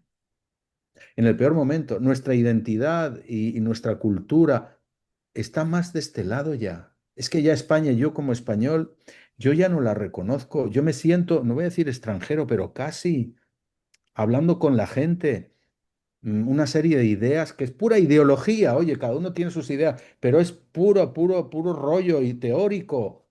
Cosas que le han metido en la cabeza por los medios. Y claro, unas ideas peregrinas sobre esta parte del mundo, ¿no? Oiga, pero mire, está una noche de avión y bueno, los pasajes, es verdad que no son baratos, pero págase usted un pasaje, venga por aquí. O si no, vea usted vídeos, eh, entérese. Porque aquí yo creo, mira, si Europa, como dice el otro, si Europa es una civilización y tiene sus raíces en el este y Europa es el tronco, las ramas y los frutos están aquí, están de este lado y siguen estándolo. Escucha el lenguaje de la gente, come la comida, las Mira, costumbres, pues tantas cosas que nos unen. siguiendo con ese ejemplo que pones, el problema, ¿sabes cuál es? Que el tronco de ese árbol se está pudriendo. Y Exactamente. es muy, y Siguiendo con... es, y me encanta esto que has dicho del árbol, las ramas y los frutos, porque el problema es que el tronco se está pudriendo. Y más tarde o más temprano, si el tronco se pudre, llegará a Sí, todo lo demás. Entonces, sí. Europa es tan importante y está en manos de gente tan mala. Yo no sé si es Ujú. solo malo, tontos, malvados o todos juntos. Yo Pero creo que sí. yo también. Pero es que es tan grave lo que está pasando. Los tintes Sí, autoritarios, los tintes de control poblacional, los tintes de, oiga, pero ¿usted qué está haciendo? sí, Está, sí. venga, huida hacia adelante en una decadencia absoluta. Entonces tú dices, oiga, es que tenemos envejecimiento poblacional. Sí, muy bien, perfecto. Pero entonces, ¿qué estamos trayendo? ¿Africanos por un tubo? ¿Para qué? Borrado civilización. Esta Mi palabra. pregunta, Borrado mira, te la voy a hacer nuestra a ti, civilización. te la voy a hacer a ti, a ver si a ver si me lo puedes contestar, porque de verdad, esto todavía nadie me lo ha sabido contestar y entiendo que nadie me lo sepa contestar porque es que yo creo que es que no tiene explicación. ¿Cuál es el objeto de islamizar Europa? ¿Alguien me lo puede, es decir, mm, desde el punto de vista de un dirigente, estos tíos se creen que van a controlarlos cuando sean mayoría? Yo no sé si hay un plan deliberado. Hay gente que dice que sí, que es el plan Kalergi, sustitución de la población, y hay lobbies de multimillonarios como Soros que parece que buscan eso. Y bueno, se trata de bajar el coste de la mano de obra, desplazando a la población autóctona, que es exigente, que no conformarse con unas condiciones malas, sino que, bueno, pues tiene sindicatos, es consciente del valor de su trabajo y entonces ya lo estamos viendo en España, cómo ciertos trabajos, pues los españoles no los quieren hacer y los hacen los inmigrantes. Y entonces, pues los inmigrantes que menos cuestan son los que vienen de África, pues el África subsahariana, pero también de Marruecos. Y hay que decir que son ellos los que recogen los tomates y las lechugas, eh, atienden a nuestros viejos y, en fin, hacen trabajos mal pagados, inseguros y sucios. Esa es una realidad. Bueno, Pero claro, más realidad que esa es que la inmensa mayoría está viviendo de ayudas públicas, ¿eh? No trabajando. también. No, no, pero quiero destacar de que hay una necesidad real por un suicidio demográfico, o sea que no es solo culpa de una serie de políticos, sino que claro, que es principio el huevo o la gallina, ¿por qué ese suicidio demográfico? Si fue eso provocado, bueno, ya esto es una discusión más larga, pero la realidad es que hay un vacío poblacional en muchas zonas, hay necesidad de mano de obra, y en lugar de decir, bueno, conforme, mire, necesitamos gente, y yo creo que la inmigración es muy saludable y muy necesaria. A ver, las Américas, esto es un lugar donde recibió inmigración de todo el planeta, sobre todo de Europa al inicio. Bueno, pues pongamos una política migratoria en la cual vamos a favorecer a gentes de nuestra cultura. Y las culturas incompatibles, las que jamás se van a integrar, pues no, vamos a decir que no. Pues no se puede porque claro, ahí se viola un principio que es el de no discriminación. Entonces estaríamos discriminando, esa es la lógica de esas mentes que dominan Europa. Me parece una aberración total que España no pueda escoger a sus inmigrantes. Pero lo triste es que el propio gobierno tampoco es consciente de eso. Y entonces trae agentes que van a ser un problema tremendo, que ya lo son, como tú dices, porque no tienen una cultura de respeto, de vivir en sociedad, de no abusar de lo público. Son gente pues, que van a aprovecharse del sistema, a usar esas ayudas públicas. Y bueno, luego vamos a ver el choque cultural, bueno, ya lo estamos viendo, porque vienen de una religión no es una religión, es un totalitarismo, y que por lo tanto, pues eso es un choque brutal con lo que es Europa, con nuestras costumbres, nuestra forma de pensar, etcétera. Y eso, pues, no sé qué recorrido va a tener, pero hay un plan detrás. No lo sé, no lo sé, pero es triste que hay evidencias y la propia España es el mejor ejemplo, un país, el único país del mundo que fue invadido por los musulmanes y durante 8 siglos estuvieron allí y es digo, el único país que logró erradicar esa presencia musulmana en una guerra de reconquista que duró tanto tiempo, pero que bueno, evitó pues que estuviéramos, no sé, que fuéramos como Marruecos o estos países islamistas donde ya sabemos sus costumbres, el trato a la mujer, etcétera, etcétera, ¿no? Eso duró 8 siglos. Y por cierto, debido a aquello, España fue América, ¿no? En el fondo, porque, en fin, había toda una sociedad militar preparada y con ansias de continuar esa reconquista y bueno, pues ahí se toparon con el Nuevo Mundo. Pero, o sea, se supo durante esos 8 siglos que era imposible lograr una sociedad cohesionada, armónica, pacífica, eh, pues con esos dos mundos, cristiano y musulmán. El judío, yo creo que más o menos se integró, aunque fue chivo expiatorio durante algunas épocas, ¿no? Por los problemas que había y demás. Pero se vio que no había manera de integrarlos, incluso después de la Reconquista, ¿no? Porque la expulsión de los moriscos se produjo en 1612, o sea que había pasado ya más ya en territorio 100% cristiano, había muchísimos moriscos en lo que es el reino de Aragón, sobre todo en la zona de Valencia, también en las dos Castillas, y se les expulsó porque no había forma de que se integraran. No era un tema de rito religioso solo, era de costumbres. Y los curas y los obispos escribían al rey, oiga, oiga, no hay forma, no logramos nada, hasta que, pues allí en esa época se decidían las cosas sin mayor problema, se van de nuestros reinos la orden de expulsión de los moriscos y que se cumplió y bueno, pues ahora han regresado. ¿Por qué? Porque es que se vio que no era posible. Incluso en la época ya de que estuvieron en España los moros, los almorávides y los almohades, si no me equivoco, los almohades digamos, era como Al-Qaeda, era un integrismo religioso brutal, los cristianos eran hechos cautivos, o sea, esclavos, fuerza de trabajo esclava y las mujeres esclavas sexuales, o sea, era un mundo, era un infierno aquello. Nos vendieron también en los libros de texto de que había una coexistencia pacífica, que vivieron muy bien los cristianos, los musulmanes, las tres culturas, patrañas, eso son fábulas.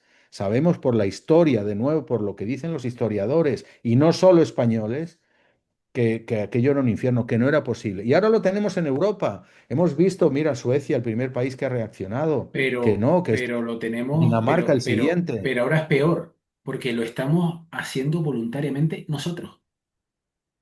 Es También, sí, decir, sí. no nadie Sí, viene conquistando por la fuerza de las armas. No, no, no. Lo estás haciendo tú voluntariamente. Es algo que nadie entiende. Con dos dedos de frente, nadie entiende. Porque esto es un tema, no es un tema de color de piel, de raza, de nada. Es un tema de costumbre y es un tema también religioso. Lo siento mucho, pero es que es así. ¿Cómo vas a negociar tú algo con alguien que el Estado es la ley es lo que dice el profeta, lo que dice el Dios? Si lo que así dice es. Dios es ley, si te asimila bien y si no, la llevas clara, ¿qué se puede negociar con gente así? No puedes negociar Es nada. Yo lo siento imposible. mucho por aquellos que, bueno, todavía los tenemos. Los mismos que reniegan de la hispanidad y tal son los de siempre, ¿no? Los que, es que la iglesia, mire, la institución de la iglesia no es que sea muy partidario de ella, ¿vale? Mi opinión personal. Pero eso es una cosa. Y otra cosa es reconocer que la iglesia se ha civilizado. La iglesia sí se ha civilizado. Pero estos no se han civilizado. Entonces, claro, tú dices, oiga, mm, ¿qué puedes negociar tú? Porque, mira, con un malo se puede negociar. Con un tonto se puede negociar. Con no lo sé, un malvado, un ávido de poder, con todos esos se puede negociar. Pero ¿cómo vas a negociar tú con alguien que lo que dice Dios es ley? Así es. Buena reflexión. Por Es lo verdad, tanto, para él el tema primacía es que, oye, es que de él es más Alá. oscuro de piel, oye, es que eres de raza tal. No, no, no, déjate de rollo. Es un tema de costumbre y de religión. Si tú vienes a imponer lo tuyo aquí, aquí no tiene sitio. pero porque vas a organizar un pifostio de la hostia, como quien dice. Ujú, ¿Qué es lo que está ujú. pasando? Pero claro, tú dices, oiga, es que, no, no, es que vienen con la espada en la mano. No, no, ¿qué coño? Si les estás abriendo tú la puerta y le estás poniendo la alfombra roja. Pues a eso hemos llegado, a que las élites que controlan Europa, desde Bruselas, pero también desde los gobiernos que están subordinados a ese globalismo de Bruselas, pues son élites que decir que son un desastre es poco. Yo creo que había que llevarlas a un manicomio. Es que no hay sentido común, es que no se dan cuenta, viven en una burbuja y ordenan políticas migratorias que, bueno, van a hacer que Europa pues sea como dice ya Estados Unidos, ya está asumiendo, quizá pueda ser exagerado, dice, bueno, Europa va a terminar siendo un califato, ¿no? Una colección de califatos. No lo sé, pero la demografía va a imponer su ley. Sabemos que debido a la tasa de fertilidad que hay en Europa, por ejemplo, en España, esa tasa de un hijo por mujer es inferior a la reposición clarísimamente e implica que la población autóctona en el espacio de apenas una generación se va a ver reducida a la mitad. ¿Eh? Y en 2 generaciones a la cuarta parte. ¿Y el vacío quién lo va a ocupar? Pues los que sabemos. ¿Ya? Es triste, pero vamos a encontrarnos con una España, con una Europa muy, muy cambiada. Y entonces, claro, cuando hablamos de esto, la izquierda ignorante y analfabeta, pues nos acusa de ser racistas. Y miren, no es racismo, es defender nuestros valores, realmente, ¿no? Es tremendo esto. Pero ya te digo, los que se supone que tienen que defendernos, que son los Sí, sí, sí. políticos, pues no, ellos más bien, mira, pero si es que no solamente en Europa, en Estados Unidos, los demócratas en el estado de Minnesota, pues dejaron entrar a un montón de somalíes, vieron lo que hacían los somalíes con las ayudas, es decir, destinarlas a la construcción de casas privadas, a llevar el dinero a Somalia, etcétera, y todo a cambio de votar a los demócratas. Pues lo mismo, los socialistas en particular, en Francia y en España, y en fin, la izquierda radical lo tiene clarísimo, que ellos se van a apoyar en ese voto musulmán para hacerse con el poder.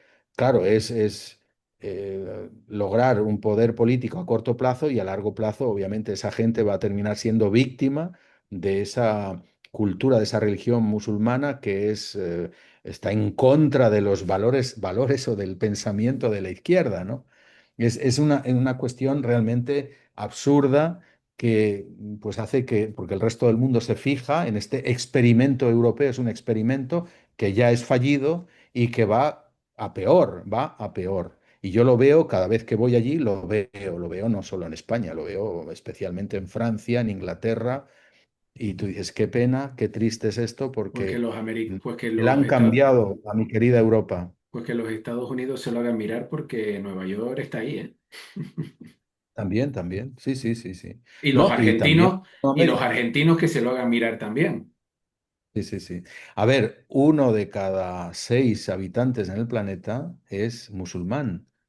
Entonces, bueno, hay musulmanes y musulmanes, ¿eh? Es decir, que también hay países moderados, ¿no? Tenemos a Turquía, tenemos a Kazajistán, es decir, bueno, Yo el caso es sinceramente que lo del moderado no moderado no lo comparto, porque cuando llegue la hora de decir el Dios dice este y hay que hacer esto, los moderados no se van a imponer al no moderado. no, no, no, no, claro. No, pero siempre se va a transar, es la tesis del libro Sumisión, que es la traducción literal de Islam. Islam lo traduce, la palabra Islam significa postración, sumisión. Y en ese libro de Houellebecq, este francés, dice, bueno, pues al principio digamos que relata un escenario ficticio, pero muy probable, y es que Francia pues camina hacia una izquierda que se va a apoyar en grupos musulmanes, en los hermanos musulmanes que fraguan como partido político y que llegan al poder. Y al llegar al poder, pues aplican justamente lo que los comunistas saben hacer también, que es infiltrar la sociedad, ¿no? De hecho, ya la están infiltrando con dinero saudí. El salafismo penetra en la academia, penetra hasta en la mismísima Sorbona, en universidades, en los medios de comunicación, hasta en el fútbol. O sea, por ahí también culturalmente hay una penetración. Esa es la penetración deluxe, ¿no? Y la penetración ya por abajo es pues el bracero, el trabajador marroquí, que viene pues con su cultura, con sus creencias, con su fiesta del cordero, con su forma de tratar a la mujer. Todo esto es una amalgama que por abajo y por arriba, pues va comiéndose a esa cultura europea, a esa civilización europea de raíz profundamente cristiana y que en realidad no es de hoy. La cultura cristiana ha ido desmoronándose desde hace ya 200 años, desde la Revolución Francesa, ¿no? O sea, los masones y bueno, lo que se hizo en esa Francia revolucionaria, pues terminó expandiéndose por toda Europa, ¿no? La Iglesia fue arrinconada y quien dice la Iglesia como institución, no, los valores, las creencias, las virtudes cristianas, No, que pero por eso es otra, cierto, claro, claro, fueron no, lo que pero por eso he hizo dicho en iglesia como Hispanoamérica. institución. Los valores son otra historia, los valores cristianos son otra historia. Yo con eso, yo eso lo comparto. La institución es otra historia, pero los valores cristianos y demás, vamos, a mí que haya gente todavía que dice, no, es que España es laica y tal. Mira, tío, España No. es cristiana, déjate de historia. La Los Constitución valores, es la una cultura. confesional, pero no laica. No, no, me refiero La que rápidamente se acude a ese argumento para justificar lo otro, ¿no? No, mira, sí, nosotros, tus valores, tus costumbres, tus tradiciones, es cristiano, sí, déjate de rollo. Otra cosa es que no, es que oficialidad, la oficialidad dice, me da igual, culturalmente tú eres cristiano. Y por cierto, claro. aquellos que están a favor de que se produzca este relevo étnico, o no sé si étnico o como cojones llamarlo, Ujú. se preocupan bastante poco por las masacres a cristianos en el resto del mundo y en muchos lugares donde están acabando por miles con cristianos. Estas Así cosas es. son las que a mí me ponen de mala leche. Es que es así. Ujú. Entonces, por Así eso es. yo soy una persona que no es demasiado optimista, pero sí que piensa que hay que dar la batalla y hay que seguir dándola. Sin duda, hay que denunciar y cada vez hay más gente que abre los ojos Algunos somos y muy fíjate, pequeñitos, nada, otros serán más en vídeos grandes, como pero este, sí es. En vídeos como este que estamos haciendo, yo creo que no hay que callarse, también en conversaciones que uno pueda tener y sin dárselas uno de sabio, pues sencillamente es aplicar el sentido común y un mínimo de curiosidad para informarse de lo que está pasando. Como citas tú, los cristianos perseguidos en Nigeria, perseguidos en Nicaragua, tampoco se habla de eso, y ahora en estos días estamos asistiendo curiosamente al derrumbe de una tiranía islamista, que es Irán. Es un gran acontecimiento que obviamente los medios de desinformación, los progres, la izquierda no habla de eso, bueno, porque es que yo ahí no como soy un tan, pacto tácito, yo es ahí no impresionante. soy, no soy tan optimista, como para hablar de derrumbe no soy tan optimista, pero bueno, me alegra Bueno, que está esté ocurriendo pasando, algunas cosas, pero son ya más de 100 ciudades que prácticamente han caído por las autoridades islámicas. Falta que Teherán dé ese paso, está por ver, pero ya se dice que los clérigos en el poder están haciendo las maletas y se van al exilio en Rusia, ¿no? El ejército también se ha pasado del lado de los manifestantes, o sea, ya hay un hartazgo. Y fíjate el dato, estábamos hablando de religión. Según parece, bueno, en Irán hay 75.000 mezquitas. Yo tuve que buscar el dato, digo, esto parece exageración, ¿cómo que 75? Pues sí, 75.000 mezquitas, ¿no? O sea, imagínate barrios y municipios, bueno, pues en cada lugar hay una mezquita. Pues la mayor parte están vacías, no van fieles. Hay 50.000 mezquitas en Irán que han cerrado. ¿Por qué? Que han dejado, porque ya no, obviamente, el pilar fundamental de la revolución islámica, que era precisamente la religión islámica, pues se ha desmoronado. Y en cambio, los iraníes profesan, y eso tampoco es que no se escribe en la prensa, profesan esa religión nativa del país que es el zoroastrismo. Y hay templos zoroastros y están a rebosar. Explícamelo. Cuando también hay cristianos, por cierto, también hay judíos. O sea, está cambiando mucho el mundo. Es verdad que yo pienso que el mundo musulmán tiene un poderío y sí, tiene lo que llama el pero profesor tampoco es Gullo. heterogéneo como mucha gente piensa. O sea, No, no perdón, es no es heterogéneo, homogéneo no como es mucha gente homogéneo, no es piensa, no es homogéneo. cierto tampoco. Claro. Pero bueno, sí tiene algo muy característico que dice el profesor argentino Marcelo Gullo, que es la fe fundante. ¿eh? Que es lo que tenía España cuando cruzó el charco a América, ¿eh? Todo el mundo era profundamente católico, creía en Santiago y al grito de Santiago cargaban primero contra los moros y luego en América contra tribus indígenas hostiles, ¿no? Entonces los musulmanes tienen esa fe fundante, ellos creen en Dios, creen en Alá, esa es su fuerza. Y como comunidad son envidiables. Y yo entiendo que los musulmanes en Europa, sí, repudiados lo que tú quieras y tal, pero van avanzando y no solo se aprovechan, sí, pero también encuentran en sus comunidades, encuentran apoyo, trabajo, encuentran lo que no encuentran por otro lado. Atención, y no solo son musulmanes que vienen, que han cruzado el estrecho, que vienen de otras latitudes, cada vez hay más musulmanes europeos, gente que se convierte al Islam. En Francia yo he conocido a muchos.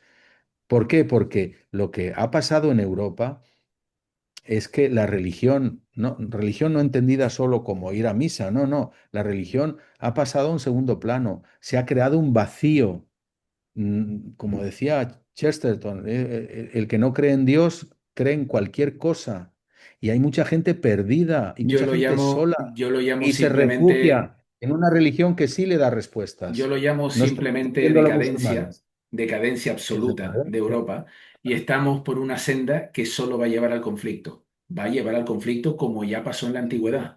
Va a llevar al conflicto porque más tarde o más temprano, hasta el más tonto de los europeos va a decir hasta aquí.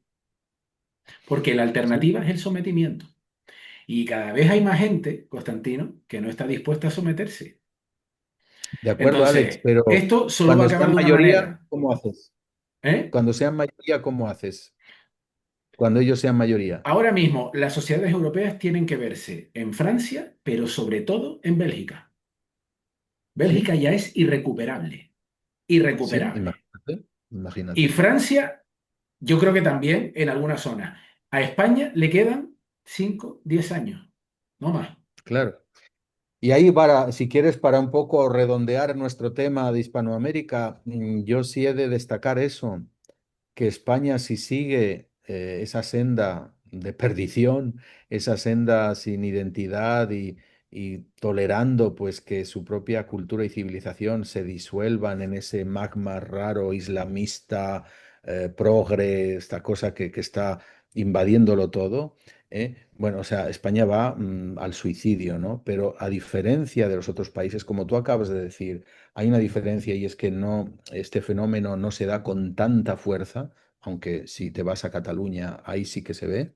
¿Eh? Pero bueno, tenemos una salvación enorme y es Hispanoamérica.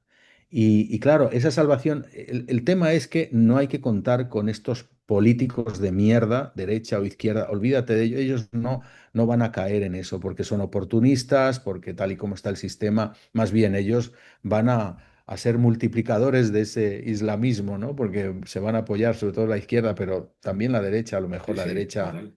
moderada, cobarde, se va a apoyar en ellos, ¿no?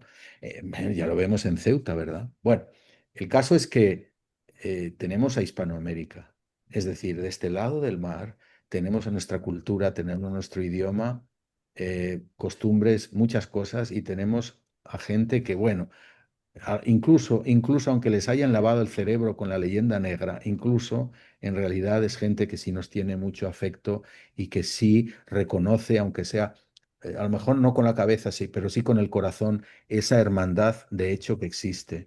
Y eso verdaderamente lo tenemos que tener muy presente. ¿Por qué? Porque España va a caminar hacia, no sé si hacia un abismo o va a quedarse sola, no sé qué va a pasar, yo no soy futurólogo, pero mucha gente y gente joven se da cuenta de que, bueno, yo no voy a estar aquí esperando a ver qué sucede, yo ya me voy a posicionar.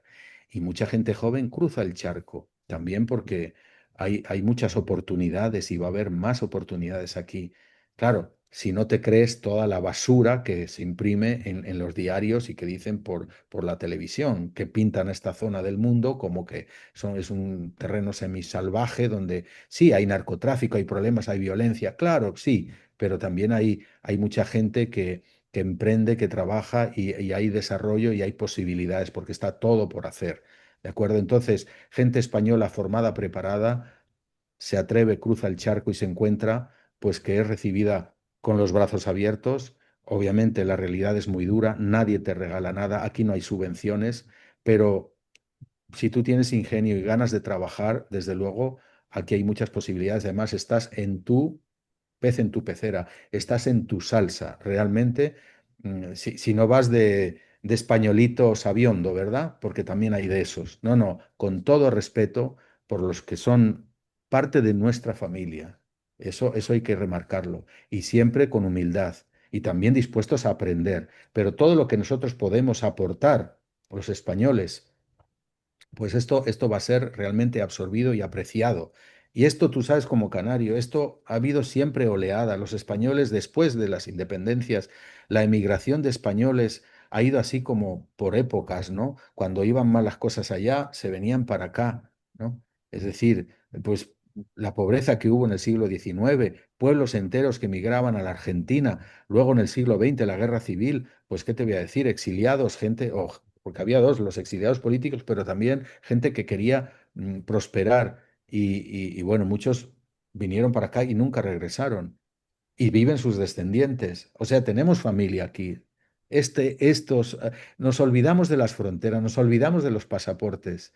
La realidad es que nuestra cultura está aquí y tenemos que estudiarla, comprenderla y bueno, tenemos esa salida que no tienen los franceses, los húngaros, los alemanes, no la tienen, aunque a pesar de ello, muchos se vienen para acá. Yo te puedo hablar de Paraguay, la cantidad de alemanes que se están instalando allí, ¿no?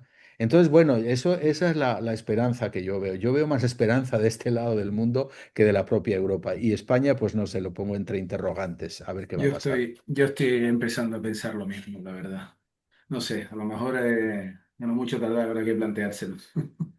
Sí. Pues bueno, Pues bienvenido, Constantino, si cruzas el charco, aquí te recibimos. te agradezco mucho este ratito y espero que volvamos a hablar como siempre.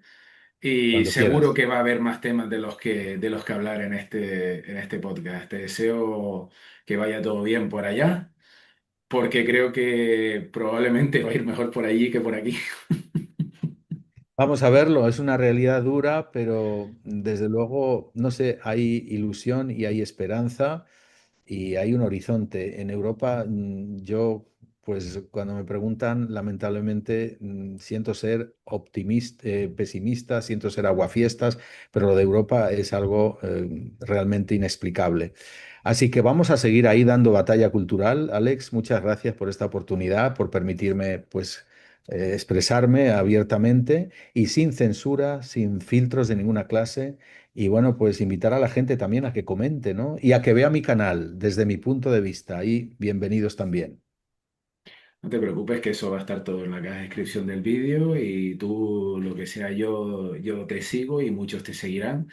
Y al final yo creo que va de eso, va de seas más o menos optimista e intentar dar la batalla porque esto aquí, a este lado, la cosa va cuesta abajo y sin frenos, absoluta. O sea, es que yo creo totalmente. que cualquiera que analice un poco cómo está Europa no puede llegar a otra conclusión más que a esa.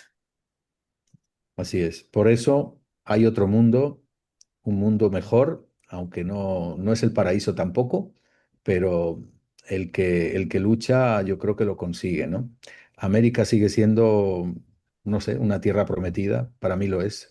Quizá caigo en el idealismo, pero yo pienso que, en fin, aquí no hay esa distopía, esa ideología tóxica circulando. Son países que mantienen nuestros valores o nuestras virtudes y también tienen nuestros defectos, pero no sé, yo me siento a veces más en mi civilización, en mi cultura, aquí que en España. Fíjate lo que te dice un salmantino, tremendo.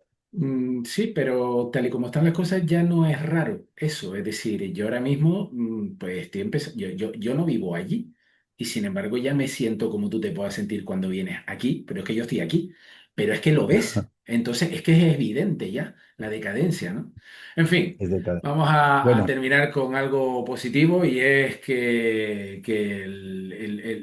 los hispanos deberíamos estar más unidos. Ojalá se pueda hacer con el paso del sí, tiempo y a ver qué pasa. Y que nadie se tome mal estas cosas cuando uno habla de leyendas negras y demás y tal, porque ya es hora de estar menos polarizados y empezar a hablar más, a informarse más, a buscar información, a razonar más. Este podcast está pensado para que la gente use la cabeza, no solo para ponerse gorras, sino para, en fin, pensar un poquitín, que ya no va haciendo falta a todos, ¿eh? A uno y a otro lado del charco. Constantino, muchas gracias de nuevo y un saludo. Gracias, Alex, y feliz año para ti y para todos los que han visto este podcast. Chao.